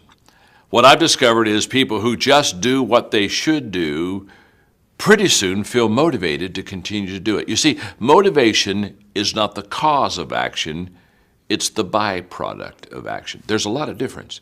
If I think motivation is the cause of my action, then I'm going to wait to be motivated before I do something. But if I realize it's the byproduct of my action, then I'll start doing something. And then guess what? Motivation will come up and zap you, and all of a sudden you feel good and you're glad you're doing it, and you're saying, wow, this is truly wonderful. So let it be the byproduct of your life. Don't let it be the foundation for the actions that you take in your life. Hi, my name is Paul Martinelli. I'm president of the John Maxwell team, and I am with my friend Nick Vujicic here in Los Angeles, California, and we have hijacked the Minute with Maxwell. And for those of you, you may be familiar with Nick. Nick has, over 100 million views on YouTube. Yeah. Travels all over the world as an inspirational speaker. Has a brand new book out called Unstoppable that you're going to hear about on another Minute with Maxwell. And so, Nick, I thought what I would do is give you the word today. Okay. All right. Obstacles. Obstacles. How's that? You bet. All right. I want people to really change the way they define and see obstacles. I want to challenge everyone in the world to see that you can actually see it as an opportunity. You know, when I was starting my speaking career, I had so many obstacles in my way. I mean, apart from my disability of having no arms, no legs, I had no speaking invitations. I had no experience in speaking. I had no website, no YouTube back then either. So talk about how many obstacles I had in my way. But when you have purpose and you've seen your purpose in why you do what you do, that gives you courage. Courage is the power to do something even while you're afraid and trying. You know, so many people don't want to try because they're scared. No, failure is embedded in every person's success. People had to fail before they were successful. So in my life, I was ready to take on the challenge, ready to tackle one obstacle at a time. And instead of seeing my obstacle of a lack of marketing as a weakness, I saw that as an opportunity to learn about marketing. And I want you to know that whatever goal you have to define what you cannot change and what you can change. And whatever you can change, well, do it today. Take one step at a time, because if you don't start today, you'll never change your obstacles into an opportunity that might be a lifetime of blessing and delight. So dream big and get rid of those limits. Change your obstacles into opportunity. I want to talk to you today on the subject opportunity. Victor from Baltimore, Maryland, he's the founder of a social media company, requested that I would talk to you a moment about opportunity. When you see a person successful, a lot of times people say, well, they've been blessed. They have many opportunities. Can I say something? Every person alive has opportunities. We do not become successful because we have an opportunity. We become successful because we know what an opportunity looks like, and we seize that opportunity. Every one of us have had the experience where an opportunity has passed us, and we look back and we say, oh, I wish I would have done that. Well, what happens? We didn't know what opportunity was looking like when it was coming to us. We only recognized it when it passed us. My friend, my mentor, wise man, John Wooden, told me that when opportunity comes, it's too late to prepare. So the opportunity, trust me, my friend, you either have it now or you will have it soon. That's not the issue. The question is, when you have it, will you seize it? Today's Word on Minute with Maxwell is dedicated to the first ever John C. Maxwell Leadership Awards event in Orlando, Florida, on February 21st, 2014, where we will honor 10 individuals or organizations whose achievements, contributions, and qualifications have made them outstanding leaders in their profession. And the word today is optimism. Napoleon said that leaders are dealers in hope. I've never known a person that would be a dealer in hope, a leader that wasn't optimistic. You see, every person has the right to see that light at the end of the tunnel, but many don't. So what do leaders do? Leaders lift the sights of the people that they lead. In other words, they help people see not only things as they are, they help people see things as they could be. And again, that's the difference. Leaders make a difference because they help people broaden their horizon. They help people see more than they've ever seen. They help people see before they've ever seen. And how do they do that? They do that because they are people and leaders of optimism. I am so looking forward to seeing you at the event. Patience today is given by Stephen Olson from West Palm Beach, Florida.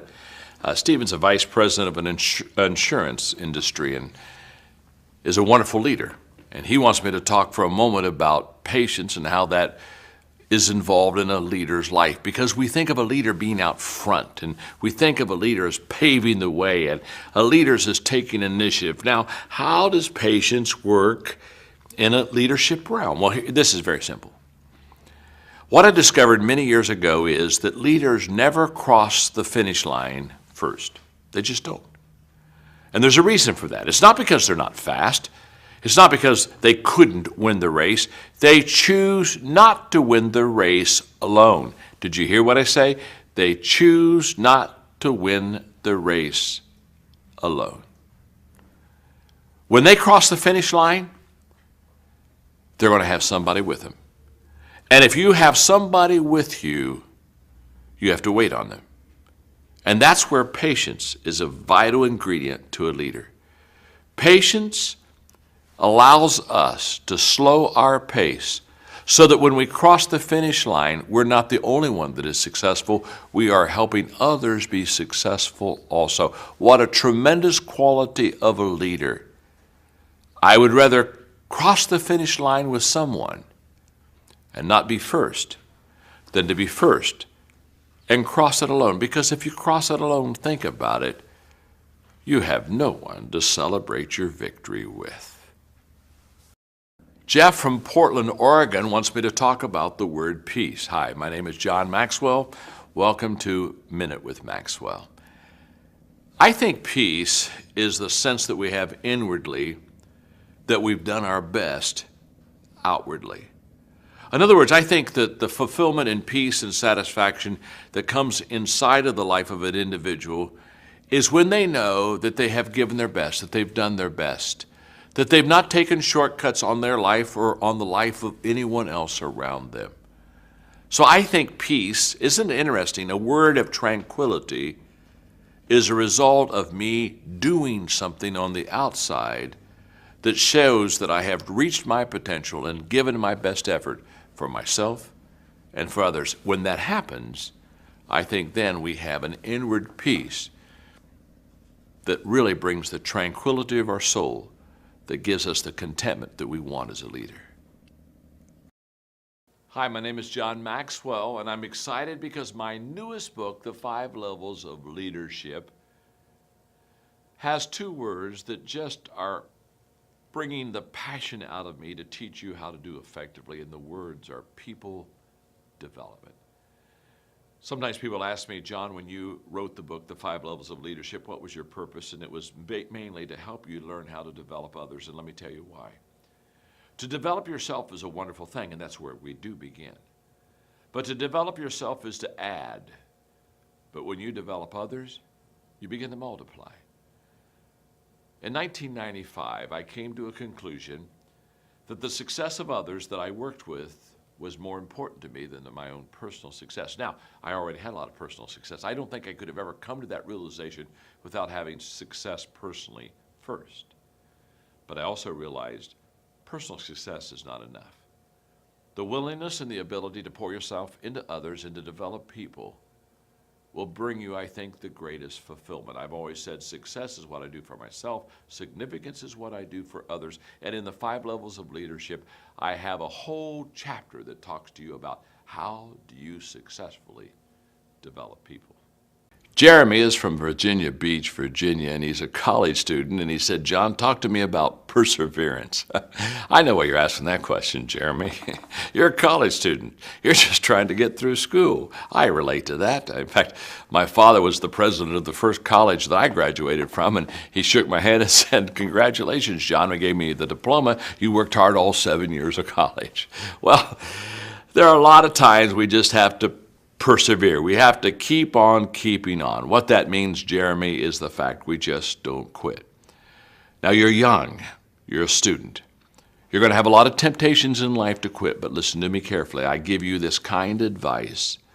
Those who quit never succeed. I have never known anybody who quit their way to the top. Persevere. Continue on. Develop that discipline as a college student, Jeremy. It will serve you well. Today's word on Minute with Maxwell is personal growth. One of the principles I teach about in my new book, The 15 Invaluable Laws of Growth. Live them and reach your potential. The reason I talk about personal growth is because growth is personal.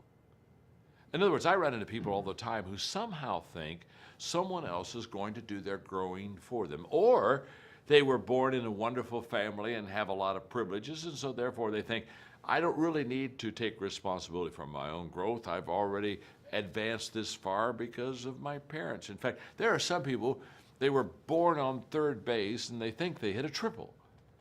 You don't want to go there. You want to go to bat for yourself. You want to swing the bat for yourself. You have to understand that I can't grow for you. No one can grow for you. And although there are a lot of books that talk about personal growth, you got to read them. And you not only have to read them, but you have to apply them to your life. Personal growth is personal. In fact, the only person that can make a decision to grow is you. So I encourage you greatly, make that choice today.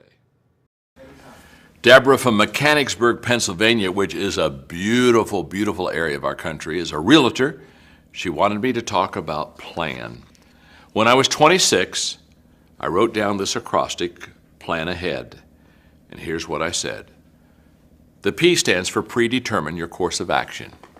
The L, lay out your goals. The letter A, allow time for adjustments because you're going to have to make it. The letter N, notify key personnel. The letter A, allow time for acceptance because change and plans ask for that. The letter H stands for head into action. The letter E, expect problems because you'll have problems when you go for action. And then the letter A. And the letter A, always point to your successes because somebody will point to your failures. And then the letter D, daily review your progress. Plan ahead. It's worked for me for the last 40 years. Hi, my name is John Maxwell. Welcome to Minute with Maxwell. I want you to meet a wonderful friend who in a moment is going to share a word for us on this program. Introduce yourself, would you please? I'm Nancy Kittredge from Colorado Springs, Colorado. Nancy, it's so nice to have you on Minute with Maxwell. She's one of our certified coaches and speakers and does teaching on our leadership programs throughout Colorado. And what is the word for today, Nancy? John, the word I would like you to speak on is possibility. You know, there's a lot of hope in that word, isn't there, huh? There's a lot of excitement. If somebody came to you and said, I have a great possibility for you, that just kind of invigorate you, don't you think? Absolutely. And I also think that if you looked at life or you looked at your future and thought there were no possibilities, I think your heart would begin to sag. Napoleon one time said, leaders are dealers in hope. What did he mean? It meant that what we do for our people is we keep hope in front of them, possibilities in front of them. Basically saying, this is not the end. In fact, I love the quote that somebody gave me one time that said, if you're still alive, it's because God isn't finished with you yet. I think that's true for you. You have in front of you great possibilities. Hey, pinch yourself. Are you still alive? If you are, you've got possibilities. Hi, my name is John Maxwell. Welcome to Minute with Maxwell. Today's word is prayer. Suzanne Martin from Purcellville, Virginia, who's a consultant, said, John, talk about it. Glad to. I think prayer is a statement about my dependence upon God. I think prayer is saying, there are some things I don't know, there are some things I will never understand, there are some things I cannot solve, there are some things bigger than me. So what am I going to do about it? Am I going to sigh and resign and just kind of back out of life and check out? No. I'm going to go to the source that gives me the strength, the security, the peace that makes a difference in my life. Now, I am a person of faith, and I'm not trying to impose my faith on yours, but I will just say this. You're going to get over your head. Trust me on this. There's going to be a bad incident in your life. There's going to be a friend that gets real sick in your life. You're going to have an issue in your life. You're going to get over your head. And the question is, when you do, where are you going? If you try to do it yourself, you'll drown. But if you have faith and you understand that dependence in God is a life saver, you'll understand the value of prayer. And guess what? You'll pray. Welcome to A Minute with Maxwell. The word today is pride, and Jeremy from St. Charles, Missouri has sent it in. He's a CEO of Creative Energy Officer of his organization. And Jeremy, it's a question that has many times caused leaders to fall because the pride that they had allowed their ego to get big, and all of a sudden they kind of felt that the universe kind of went around them, and pretty soon everything was coming their way, and they wanted everything to be their way. And instead of investing in helping others, they felt that others should just be serving and helping them. There's a pride that helps, and there's a pride that hurts. The pride that hurts is when I put myself before others. That always is damaging to a leader's relationship with his people. The pride that helps is a pride that I have in doing my work well, being a person that is effective, being a person of excellence, setting the bar high for the standard that I have to perform in and to lead in. One pride helps, one pride hurts. Don't get them confused. One will make you, one will break you. Today's Word on Minute with Maxwell is dedicated to the first ever John C. Maxwell Leadership Awards event in Orlando, Florida on February 21, 2014, where we will honor 10 individuals or organizations whose achievements, contributions, and qualifications have made them outstanding leaders in their profession. And the word today is pursue. Life is difficult. It doesn't come to us.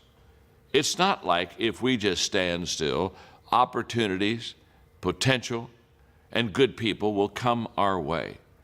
You see, life is difficult, as Scott Peck said, and we have to swim upstream. Paul Harvey said, you can tell you're on your road to success. It's uphill all the way.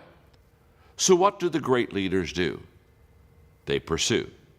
They understand that every day they get up and they must make their day, not wait for someone to make their day. They realize they must be intentional. They realize that it is going to require effort. It's going to require dedication. Yes, it's going to require from them pursuit. I have a question to ask you. What should you be pursuing?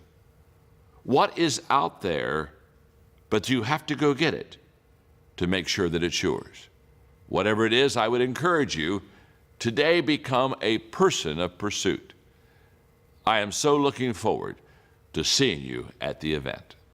Hi, this is John Maxwell. Welcome to Minute with Maxwell. I have my friend Chris Gardner, Pursuit of Happiness, who has inspired millions of people around the world, and he is going to be my guest on Minute with Maxwell. And the word, Chris, I have for you today for 60 seconds is the word pursuit. Man, pursuit for me. Passion. The first word that comes to my mind. Passion. And no matter how successful you have become at something, when you're doing something that you're truly passionate about, your opportunity is as big as the sky. And which means that no matter what you've accomplished, you're just still a speck. Right? But the key is to be a purposeful and direct speck. That's exactly in it. Pursuit. So that's the first thing that comes to my mind. Thank you much, Chris Gardner, John Maxwell in Pensacola, Florida. Cora Fickinger from Collinsville, Illinois, who is an environmental testing person, wants me to talk about quality. Cora, I can understand if that's your profession, why you want me to talk about that subject. I think that too many people who especially maybe are gifted or talented take too many shortcuts. When I was very young in my career and I realized that I had some giftedness that would allow me to say things and do things that would help me to be successful, I was very tempted to kind of take shortcuts and not always develop my lessons as I should or not finish the task as I should. And going into that early part of my career, one day I said to myself, I have to live with myself. And it's not what others think about who I am and what I've done, but it's who I think of who I am and what I have done. And at that time, I said quality, excellence. These are words that I'm going to embrace. And what they mean to me today is very simple. I haven't cheated you, and I haven't cheated myself. I've done my very best. And I think that is a fulfilling reward that all people that have quality in their life and quality in their behavior experiences. Shay Hope is a leadership coach in Atlanta, Georgia, and the word today is recruiting. People often ask me, John, how do I develop leaders? How do I develop successful people? How do I equip them to be successful? And I always say that all's well that's beginning well, and what you want to do is if you want to recruit, if you want to develop a great leader, recruit a potential great leader. In other words, in your company and my company, there are 8s and 9s that are either coming in or they're going out. And if 2s and 3s are coming in and 8s and 9s are going out, well, we're in trouble. But if 8s and 9s are coming in and 2s and 3s are going out, oh, happy day, touchdown. So recruitment is the first step in equipping. The better you recruit, the better potential for them to be successful, the more easily it is for you to equip them, the more successful they will become. So all is well that begins well. If you recruit well, you increase the odds of equipping well. On Minute with Maxwell today, I want to speak on the subject reflection. Rhonda from New Brunswick, Canada, is a leadership coach. And reflection is the pause that gives a person perspective. Life is very fast, and I have found that for me personally, every evening I need to spend 10 to 12 minutes in reflection. So what I do is at the end of a busy day, I have a place where I go and sit. I'm all alone, and I literally go throughout my day and think about people I've seen, think about things that I've done, kind of evaluate how did I do, could I have done better, what could I have changed, and I reflect. My friend one time shared with me that reflection turns experience into insight. I believe that. A reflective leader has learned to pause so that when he or she begins again, they have renewed energy to go strong for the rest of the day. Lisa from Hamilton, Bermuda. Oh, wow, what a beautiful place you live in, Lisa. I'll tell you what, when you go to heaven, you're going to want to come home on the weekends. Trust me on that. She's an underwriting assistant. Wanted me to take a moment and talk about relationships. Well, relationships are the glue that holds people together. And relationships just don't happen automatically. We have to make deposits to develop and build relationships. You know that. Relationships aren't forged out of accident. They are intentional. And leaders understand the value of relationships because they know that leadership is influence. And what is the core of influencing other people? Having good relationships with them. It's impossible to be a long, continuing, successful leader that people willingly, voluntarily follow if you're not good at relationships. And so I would encourage you to do what our friend Dale Carnegie told each one of us. Remember names. It's the sweetest sound that a person can hear in their own ear. Learn to smile and always understand that relationships are the key to influence, which is the key to leadership. Patricia is a coach, consultant, and a speaker from Clearwater, Florida. And she said, John, would you talk for a moment about the word resilience? Well, I think resilient is a word that we all migrate to because that's what we want to be. We want to be able to come back after a setback. We want to be able to spring forward after we've fallen. We want to be able to rise again after we've slipped. And a resilient person is not a person that always does things right. They are just a person that always gets back up. I had a friend in college who said one time to me, John, I'm never down. I said, what do you mean you're never down? We all fall. He looked at me, he smiled, he said, I'm never down. He said, I'm either up or I'm getting up. That day I learned what I think is a great definition of resilience. It's not the issue, have we fallen down or have we been knocked down? The issue is, I'm getting back up. If you are getting up, you are a resilient person. Welcome to Minute with Maxwell. John Moreno from Miami, Florida, who's a coach and speaker, asked me to talk for a moment about responsibility. Leadership is all about responsibility. In fact, many times I ask people, why do you want to become a leader? It's interesting, the responses I get. People sometimes say, well, I want to become a leader because I like to be in control, or I like to be up front, or hey, I want a good parking place or an end office. And they give all kind of what you would call perk reasons for becoming a leader. When you really think about it, leadership's not always a lot of fun. You've got to make decisions that are very difficult. Many times you're going to be misunderstood because you're out on the edge, you're out front, and you're going places where no one has ever gone, and you're asking them to make commitments and changes that they have never done before.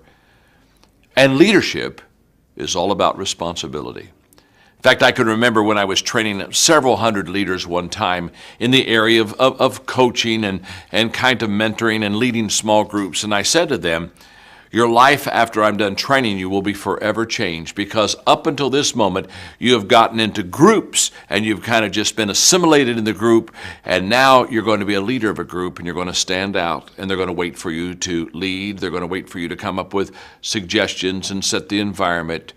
In other words, now the responsibility is on your shoulders to lead other people. So when a person becomes a leader, I think the first person perhaps they put upon themselves is the mantle of responsibility. Hi, this is John Maxwell, and welcome to Minute with Maxwell. And Trudy Evans from Fort Lauderdale, Florida, she's a speaker and author, wanted me to talk for a moment about the word self-awareness. I have a degree in counseling, and when I graduated from college, for about 3 years, I did some counseling. Now, I wasn't any good at it, okay? I had the degree, but I wasn't any good. I was self-aware. I realized I wasn't an effective counselor. But if you ask me, after counseling hundreds of people over hundreds of hours, what I basically discovered about people, what I would say to you is this is a fact. Most people are not truly aware of how they really are perceived by others. They lack a self-awareness that would allow them to see themselves as others see them. Now, what the takeaway from that is very simple to me. I don't think any of us are capable of good self-awareness. Just to be honest with you, I think the only way that we can have it is by inviting other people into our life and asking them things about ourselves, asking them to honestly speak into our lives. That's why we need to be accountable to others. That's why we need to have people that are our friends that really care for us unconditionally and will tell us what we need to hear, not what we want to hear. And the more that we invite others into our lives and they give us their perspective of who we are, the more we begin to see ourselves as we really are. And I think self-awareness is essential to a leader. Because if you do not understand yourself, how can you and I understand others? Hi, my name is John Maxwell. Welcome to Minute with Maxwell. Sonia Peach from Woodward, Oklahoma, who's an Arbonne representative, said, John, would you talk to us on the word self-discipline? Well, Sonia, I would say maybe this word more than any other one-word Minute with Maxwell that I could talk about separates people from success and not being successful. I've never met a person who was not successful that didn't have a great amount of self-discipline within their life. Self-discipline and being able to perform and being able to keep your life on schedule and being able to keep commitments and promises and meet deadlines is essential to success. None of us can afford to have a life that is controlled by someone else or a life that is basically controlled by our emotions. I learned many years ago that there are two kinds of people. There's the type of person who says, I'm going to wait till I feel like it before I do it. And then there's a person who says, I've got to do it so that I feel like it.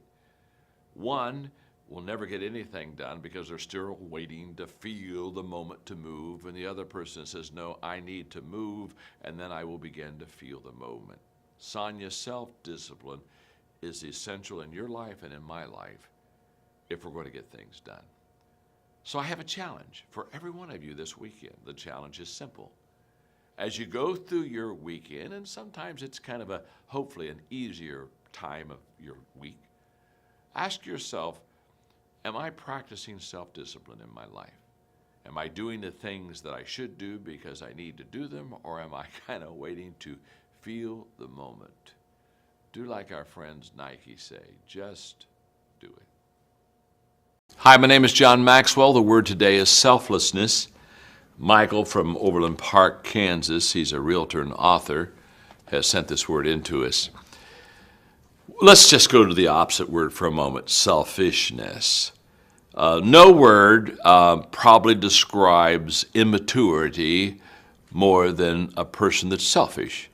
When you see a person that's immature, the problem is all they can think about is themselves and what's happening to me, and it all evolves around their world. Selflessness is the exact opposite. It's maturity at its finest. It's the ability to care for others, see others, help others, live beyond the small limitations of just your own personal real estate.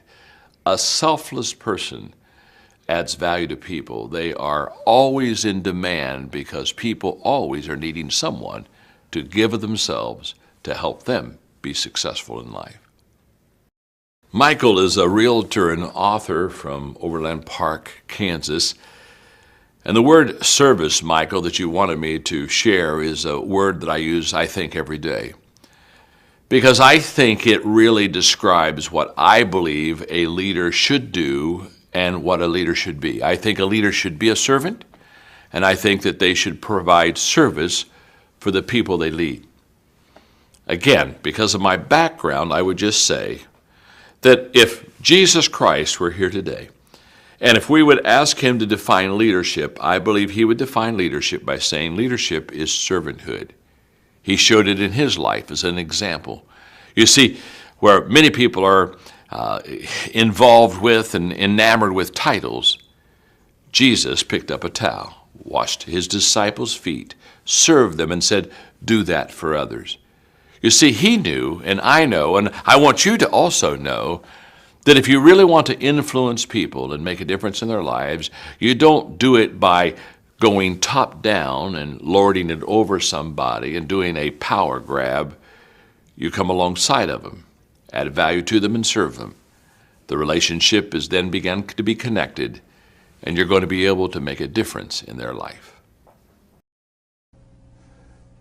Gwen Kirby from California, Missouri is a sales director, and she wants me to talk about doubting yourself, self-doubt. First of all, Gwen, I think we all have that. I have moments in my life where I'm not sure that I can perform a task or that I'm up to someone else's expectation of something they want me to do.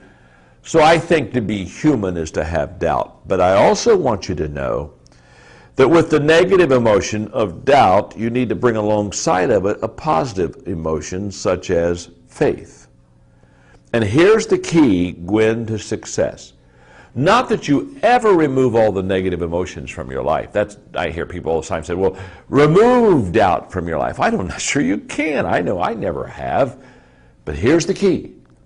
The positive emotion, such as faith or confidence, has to be stronger than the negative emotion. And if the positive emotion is stronger than the negative, you'll go with the positive emotion. Just as if the negative emotion is stronger than the positive one, you'll go negative. So you're going to always have a little bit of that war within you. That's okay. It's okay. Just feed the positive emotions. Hi, my name is John Maxwell. Welcome to Minute with Maxwell. I'm in Pensacola, Florida. We've been all day just doing some wonderful leadership stuff with a community that just wanted to add value to their citizens. The word today is significance. Well, I'm so glad that I can use that word in the context of what I'm doing here in Pensacola today also, because I think there's a difference between success and significance. I think success is where I really work hard on getting better myself and making some money and providing a nice living for my family and working hard on my education. And it's kind of, to be honest with you, 95% of success is about me, trying to grow and learn and develop and climb that ladder. But I think there comes a time in a person's life when they realize, I know I have, that I am way too small of a number to constantly be consumed with John Maxwell. And I think significance is where we take the success in our life and we realize it isn't for us, but it's for others. And so we take everything we've learned, everything that we've tried to accomplish, we put it all together and we say, now I'm not going to live for myself anymore, I'm going to live for others. And I think success is kind of about me. I think significance is when I step out of the me picture and go to the they picture, the you picture, and basically say, you are my brother, you are my sister, and what I have learned, I'm going to pass on to you. What I have, I'm going to give to you. People of significance live beyond themselves. And this day is a day of significance in Pensacola because the people behind me are people of significance. Hello, this is John Maxwell, and welcome to Minute with Maxwell. I have a very special word today that I would like to share some thoughts on with you, and the word is simplicity. I think often in our business world, we try to make it way too complex. We kind of load ourselves up with all of the things that we think are essential, and we don't take the long journey because we're worn out after we've gone a few blocks. Why? Because we haven't reduced things down to the essential. We've just kind of put things on that we thought were good or important, but probably we didn't need.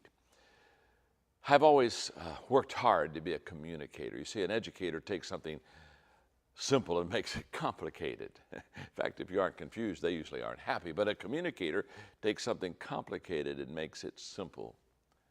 And what I would say to you in this very complex world that we live in, where there are so many options and so many pressures to be so many different things, I would say that you need to look at your world and you need to look at your life and ask yourself a simple question.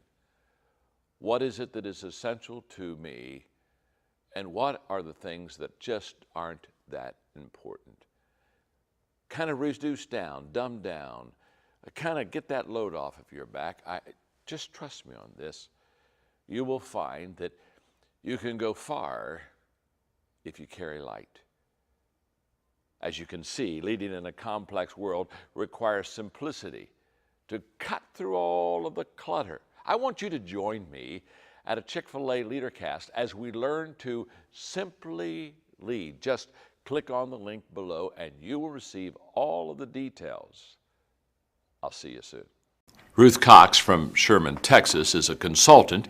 Hi, my name is John Maxwell and welcome to Minute with Maxwell. The word today is stewardship. Stewardship means management. When we become a good steward of something, it means that we have managed it.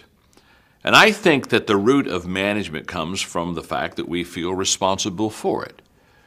And I have often said we should start managing our life before we start managing anything else or anyone else. So stewardship kind of begins with me. Managing my own time, managing my own efforts, managing my life to its very maximum potential. I was recently asked as a leader what my greatest challenge was, and I said to them with a smile, leading myself. If I could just lead myself well, it's a lot more difficult than leading others. So manage yourself, be a good steward of your own life first, and then you can lead others.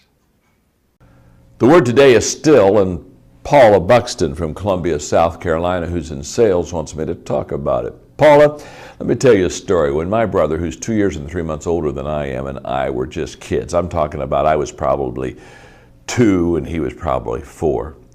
Grandpa Maxwell would come to our house and he'd put 2 folding chairs side by side and he'd hold up a quarter.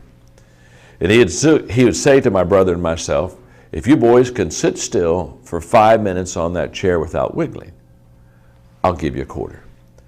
Now my brother, every time, got his quarter. Paula, not once. Not once did I get a quarter. I'd sit still for, I don't know, a minute, minute and a half, and then I'd have an itch, and I'd have to itch it, and I'd have a wiggle, and I'd have to go to the bathroom, and I couldn't sit still forever. And you're asking me to talk to you in a minute about sitting still? I couldn't even sit still for a minute.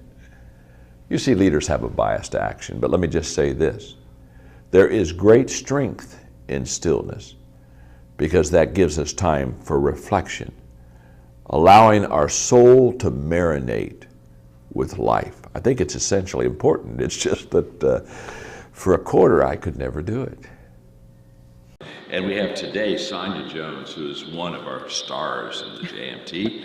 And Sonia, we were talking the other day, and you shared with me that you were on a reality TV show. Yep.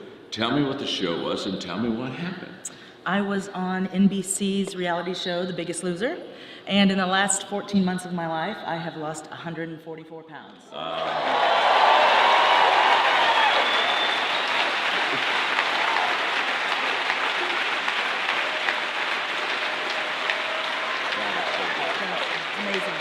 That is so good. And a personal friend of mine, Jen, if you've seen The Biggest Loser before, she's just a terrific lady who texted me just the other day. I told her that I was with you and had a picture taken, and I said, I wish you were here. And Jen texted me and said, I'm going to come to your event, JMT, and become a coach in the spring next year. Awesome. So she's going to, but if you've seen The Biggest Loser, Jen's one of the trainers, and she trained you, lost 140 plus pounds. That's great, Sonia. What's the word for the day? Today's word is strength. Strength. Well, I probably would be better to let you talk about that, Sonia, because in the last 14, 15, 16 months, every day you've had to get up and you've had to do something that was not natural for you. Yep. You had to change your habits. You had to become disciplined. You had to every day fight a battle. And what's so beautiful is you are a living example that any of us, any of the JMTers, any people watching Minute with Maxwell right now, you're a beautiful example, Sonia, that any person, if they'll take it a day at a time and have the resolve and discipline themselves, they can just make a beautiful, beautiful difference in their life. And so when you think of the word today, strength, on Minute with Maxwell, don't think of anything I said. Take a good look at Sonia. She is a living example of a person who made a decision and had the strength to carry it through. I don't know what you're battling in your life right now, but here's what I do know. If Sonia can do it, you can do it. Welcome to Minute with Maxwell. Hi, my name is John Maxwell. The word today is stretch. Welcome to Minute with Maxwell, and that's today's Friday challenge word. Elliot Lowe from Wigan, Lancashire, United Kingdom, who's a pest control officer, asked for that word. Well, Elliot, it's good to have our friends from the United Kingdom with us. I love the word stretch. In my book, The 15 Invaluable Laws of Growth, I talk about the law of the rubber band, and the law of the rubber band basically says the only value of a rubber band is to be stretched. Think about it for a moment. You got a rubber band sitting on your desk. It is absolutely worthless unless it's stretched.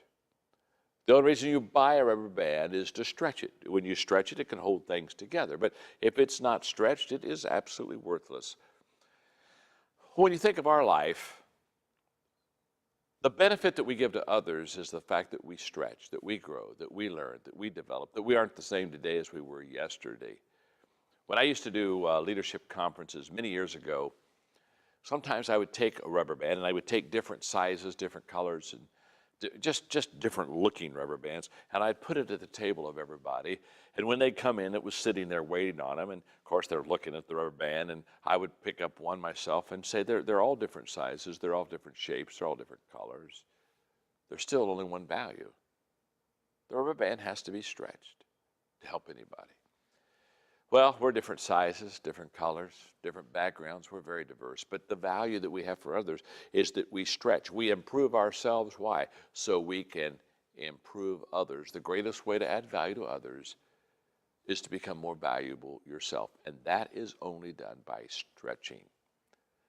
So let me ask you a question. What are you going to do about that? Are you going to be a rubber band that lays on the table? Or are you going to get stretched and be useful and help others? The word today is success. This word was sent to me by Aaron Chevet from Odessa, Texas, who's a youth pastor, director of Alliance Youth Ministries. Aaron, you and I both know that success is a word that everybody uses because we all want to be successful. But how do we become successful? Well, I've often said this, that the key to your success, my success, every person's success, is determined by our daily agenda. Success isn't a mystery. It doesn't need to be mystical. It doesn't need to be confusing or confounding. In other words, what you and I do every day, it's either making us or breaking us. Every day, we're either going forward or going backwards. Every day, we're either preparing or repairing. So, when somebody says, John, I want to be a success, where do I start? I say it's very simple. Start with today. Because the secret of your success, my success, our success, is determined by what we do every day of our lives. Hi, my name is John Maxwell. Welcome to Minute with Maxwell, and I have with me today the John Maxwell team. These are the people that have helped me develop this amazing organization, this certification program where we help people become coaches and speakers and trainers. And literally in just 5 months, they have helped me to build an organization of over 1,000 coaches, an organization that is already beginning to make an impact around the world. And in front of you are some of the coaches, hundreds of them, that are part of the John Maxwell team. And this is the John Maxwell team that make it all happen for me. Paul Martinelli, my friend there, who basically had the idea, Scott Fay, who put us together, and the rest of the team. And the word is team. Here's what I want you to know.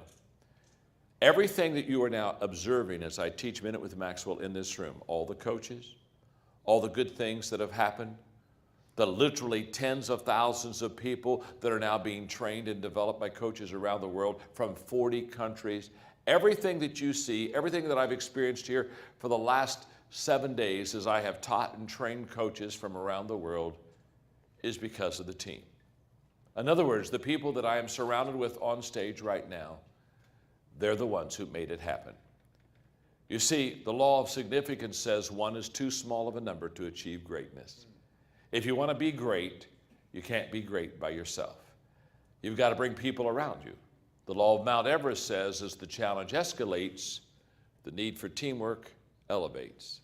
The greater the challenge, the better the team. And so on Minute with Maxwell today, you have met the John Maxwell team, the best of the best. And these people up on stage with me have proven to me one more time that teamwork makes the dream work. Thank you very much. The subject today is timing. Welcome to Minute with Maxwell. Ricardo Butler from Orlando, Florida, who's a leadership training, wanted me to talk on the subject. By the way, Ricardo, if you're a leadership trainer, you need to be one of my coaches. I'll bet you're good. We could use you on our team. In the 21 Irrefutable Laws of Leadership, I talk about timing, and I basically say that the timing of decision is as important as the decision itself. And what I've discovered is this. The great leaders, the great coaches, Ricardo, they understand timing. And they understand that people change 3 times in their lives, basically. When they hurt enough they have to, when they learn enough that they want to, and when they receive enough that they're able to. And the great coaches, the great leaders, they look for those moments in people's lives because it's at those moments that people are most willing to change. So look for what I call the tide of change to come in people's lives. Seize the moment, and you begin to seize the life and the dream that comes with it. Ken Wall is from Fort Collins, Colorado. He's a dad, he's a husband. Congratulations, Kent. Those are 2 wonderful things to be, and he wants me to talk about tolerance. I would say this has been an area that I've had to work on in my life because I have considered this to be a weakness in my life. I really know where I'm going, and I've always been a person that pretty well knew what path I wanted to take and knew what decisions I needed to make. And so life in that area has not been difficult for me, but it has been challenging for me sometimes to be tolerant to others who don't quite get their act together as quickly as I do.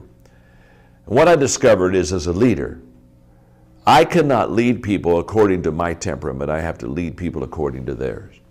I have to get out of my world and I have to walk into their world. And the moment that I began to get away from who I was to where the person was, and from my ideas into their ideas, something happened in my life. I became more tolerant to them. I began to see them as they were, and I began to see them with the battles that they were having, and I began to have a sense of empathy with them. So I think that tolerance is a result of leaving your world and getting into the life of others and beginning to understand that their world is different than ours. Not worse, maybe not better, but different. And that calls for tolerance. Hi, my name is John Maxwell. Welcome to Minute with Maxwell. Today's word is transform. Judy Cook from Mulvane, Kansas, who's in network marketing, sent in the word, and I think it's a word that we all want to have in our life. We want to have a transforming life. We want to be transformed. We want to be changed in a positive way. A lot of times people want me to talk about transformational leadership that allows a person to make good changes so they can become a better and more effective leader.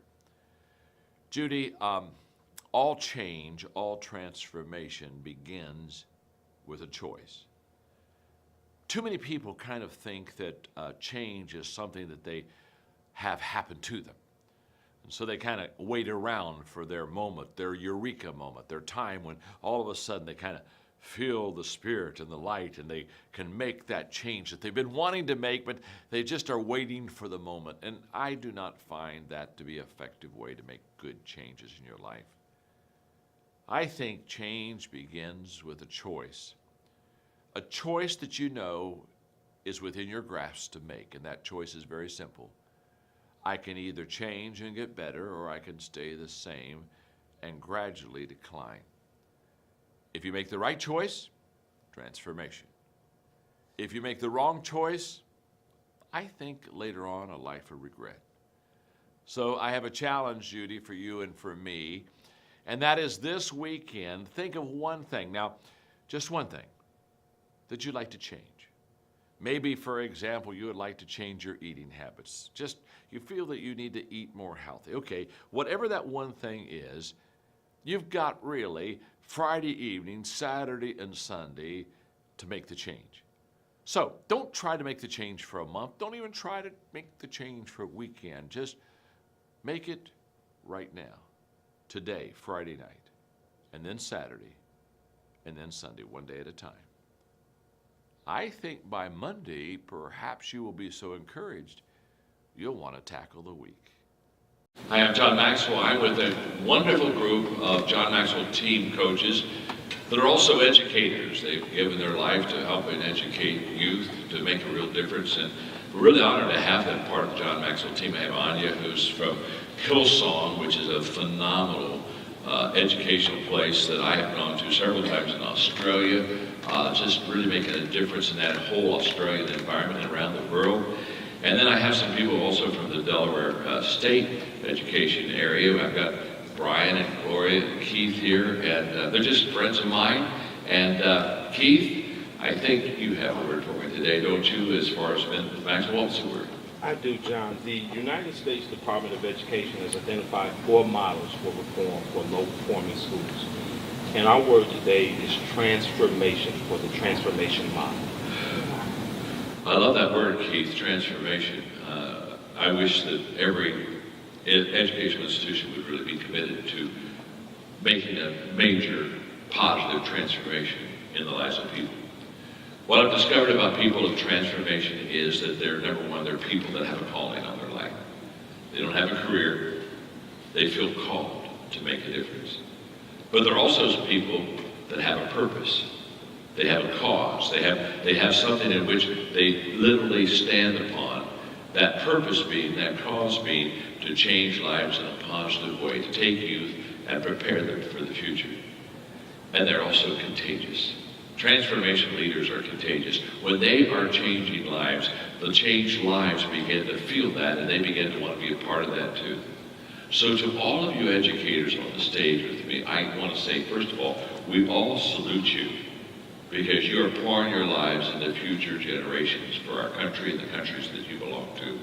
But we also not only salute you, but we pray for you, because we believe that as you go, as far as the success of your leadership, so will nations go also. Transform the youth, and you transform the country. Thanks for joining us with Minute with Maxwell today. Yeah. Hi, my name is John Maxwell. Welcome to Minute with Maxwell. I have a wonderful friend of mine today, and I want you to know him. Introduce yourself, would you please? My name's Elias Canaris from Auckland, New Zealand. Now that's God's country there. God's own. I'm telling you, Elias, when you go to heaven, you're going to want to come home on the weekend. You know that? Huh? You really are. It's a beautiful, beautiful area. He's one of our certified coaches and speakers. Elias, what is the word for today? John, the word for today is transition. Wow. Change always calls transition. And what I've discovered many years ago, Elias, is that when people are going to make a change, there are part of the change they're comfortable with, and there's part of the change they're uncomfortable. What they're comfortable with is the fact that they know things will be different. And they're comfortable usually with the front end as they begin to prepare for difference, and they're usually comfortable when they land on the other end and they've gotten settled. What makes them uncomfortable is the transition. It's like going to the circus and watching a person on the trapeze go from one bar to the other bar. As long as they're holding that first bar, there's a security there. And when they grab hold of the last bar, there's a security there. But guess what? In between, there's some flying going on. And they're not holding on to anything, and they're asking themselves, can I make it? And I think that's true with change. Transition is the period of time when you're asking yourself, can I make it? Here's what I want you to know. No one has in baseball stolen second base without taking their foot off of first base. You can't have your foot on first base and stretch 90 feet and have your foot on second base. There's no such thing as being safe. But you can't get to second base without taking a risk, without making the transition. What transition do you need to make right now? Why don't you talk to me about it? Send me a comment. Say, John, this is the transition I'm going through. We'll encourage you. Hi, my name is John Maxwell. Welcome to Minute with Maxwell. I have a wonderful buddy of mine that I want you to know because he's going to give us a word in a moment for our Minute with Maxwell Day. Introduce yourself, would you please? I'm Marcus Turnell from Sweden. Marcus, good to have you. Wonderful country, by the way. I'm so glad you're one of our certified coaches. He literally is training people and speaking throughout Sweden and just absolutely adding value to so many. Thanks for taking my principles on leadership and life and success to the people of Sweden. I appreciate it greatly. What's the word for the day? The word I'd like you to talk about today is try. Try. You and I both know, Marcus, that no one has ever attempted anything without trying. And when you try, a lot of times we fail. So here's the way this works. I have understood this for years. You try, and let's say you do fail. You try, you fail, you reflect. You reflect because you're saying, okay, I tried this, it didn't work. What went wrong? So you try, you fail, you reflect, you adjust. You say, oh, I figured this out. I got to make some adjustments here. And then you try. And then you fail. And then you reflect, and then you adjust, and you try, and you fail, and you reflect, and you adjust, and you try. You see, the people that are most successful, they try often, fail fast, and try again. No one ever became successful doing it right the first time. No one ever did it right the first time. Trust me, I'm the guy who wrote Failing Forward. Jim is from Los Angeles, California. He's a consultant, and today's word that he requested I talk about is value. If you would walk into my life today and say, John, I want to be successful, what would you suggest that I do, or what would you suggest that I be to become the success I want to become? I would say very simply, become a person of value. Now, what I mean by that is become a person that has values, good values, living off of the basics of life and absorbing the basics of life that are the right things to be and the right things to do. But then I would suggest to you, by becoming a person of value, you begin to intentionally add value to others. Now, you just show me a person that intentionally adds value to others and has good values within themselves, and they will understand the word value because they will bring it to others on a daily basis. And that's exactly what I want for it to happen to you.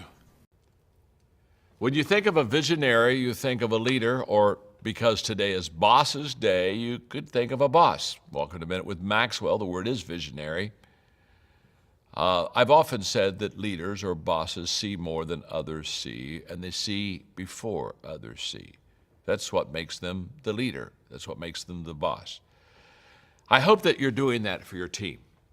I hope that you are providing with them a vision that will allow them to be better tomorrow than they are today, and do more tomorrow than they do today, go farther tomorrow than they go today. Because one of the things I think bosses do well is when they're a good boss, when they're a good leader, they provide for others what they cannot provide for themselves. They lift people to a higher level than what the people could be on their own. So on this Boss's Day, celebrate with your people. I hope you're going out to lunch somewhere. I hope that you're planning something together as a team. And I hope that your team honors you today as being the best boss that they could ever have. I know this, when people have a good boss, they have a good day. I trust you have one too. My friend James Crocker from Stuart, Florida, he's an owner of a water blasting technologies company, wanted me to speak on the word why. And James, I've got a question. Why do you want me to speak on the word why? It's a powerful question, isn't it? In fact, I have found that three-letter word question is one of the greatest ways to learn and grow. And I use it constantly in my conversation. When I ask somebody why, I am saying to them, what you think, what you say, what you feel is important to me. So open up your life and explain it to me. What am I doing as a listener? I'm trying to know what they know. I'm trying to learn what they have already learned. I'm trying to feel what they feel. It's a fabulous question. Great leaders ask it all the time. Why? because they realize that that is the door that opens up to the inside of an individual that allows you and me to know them better.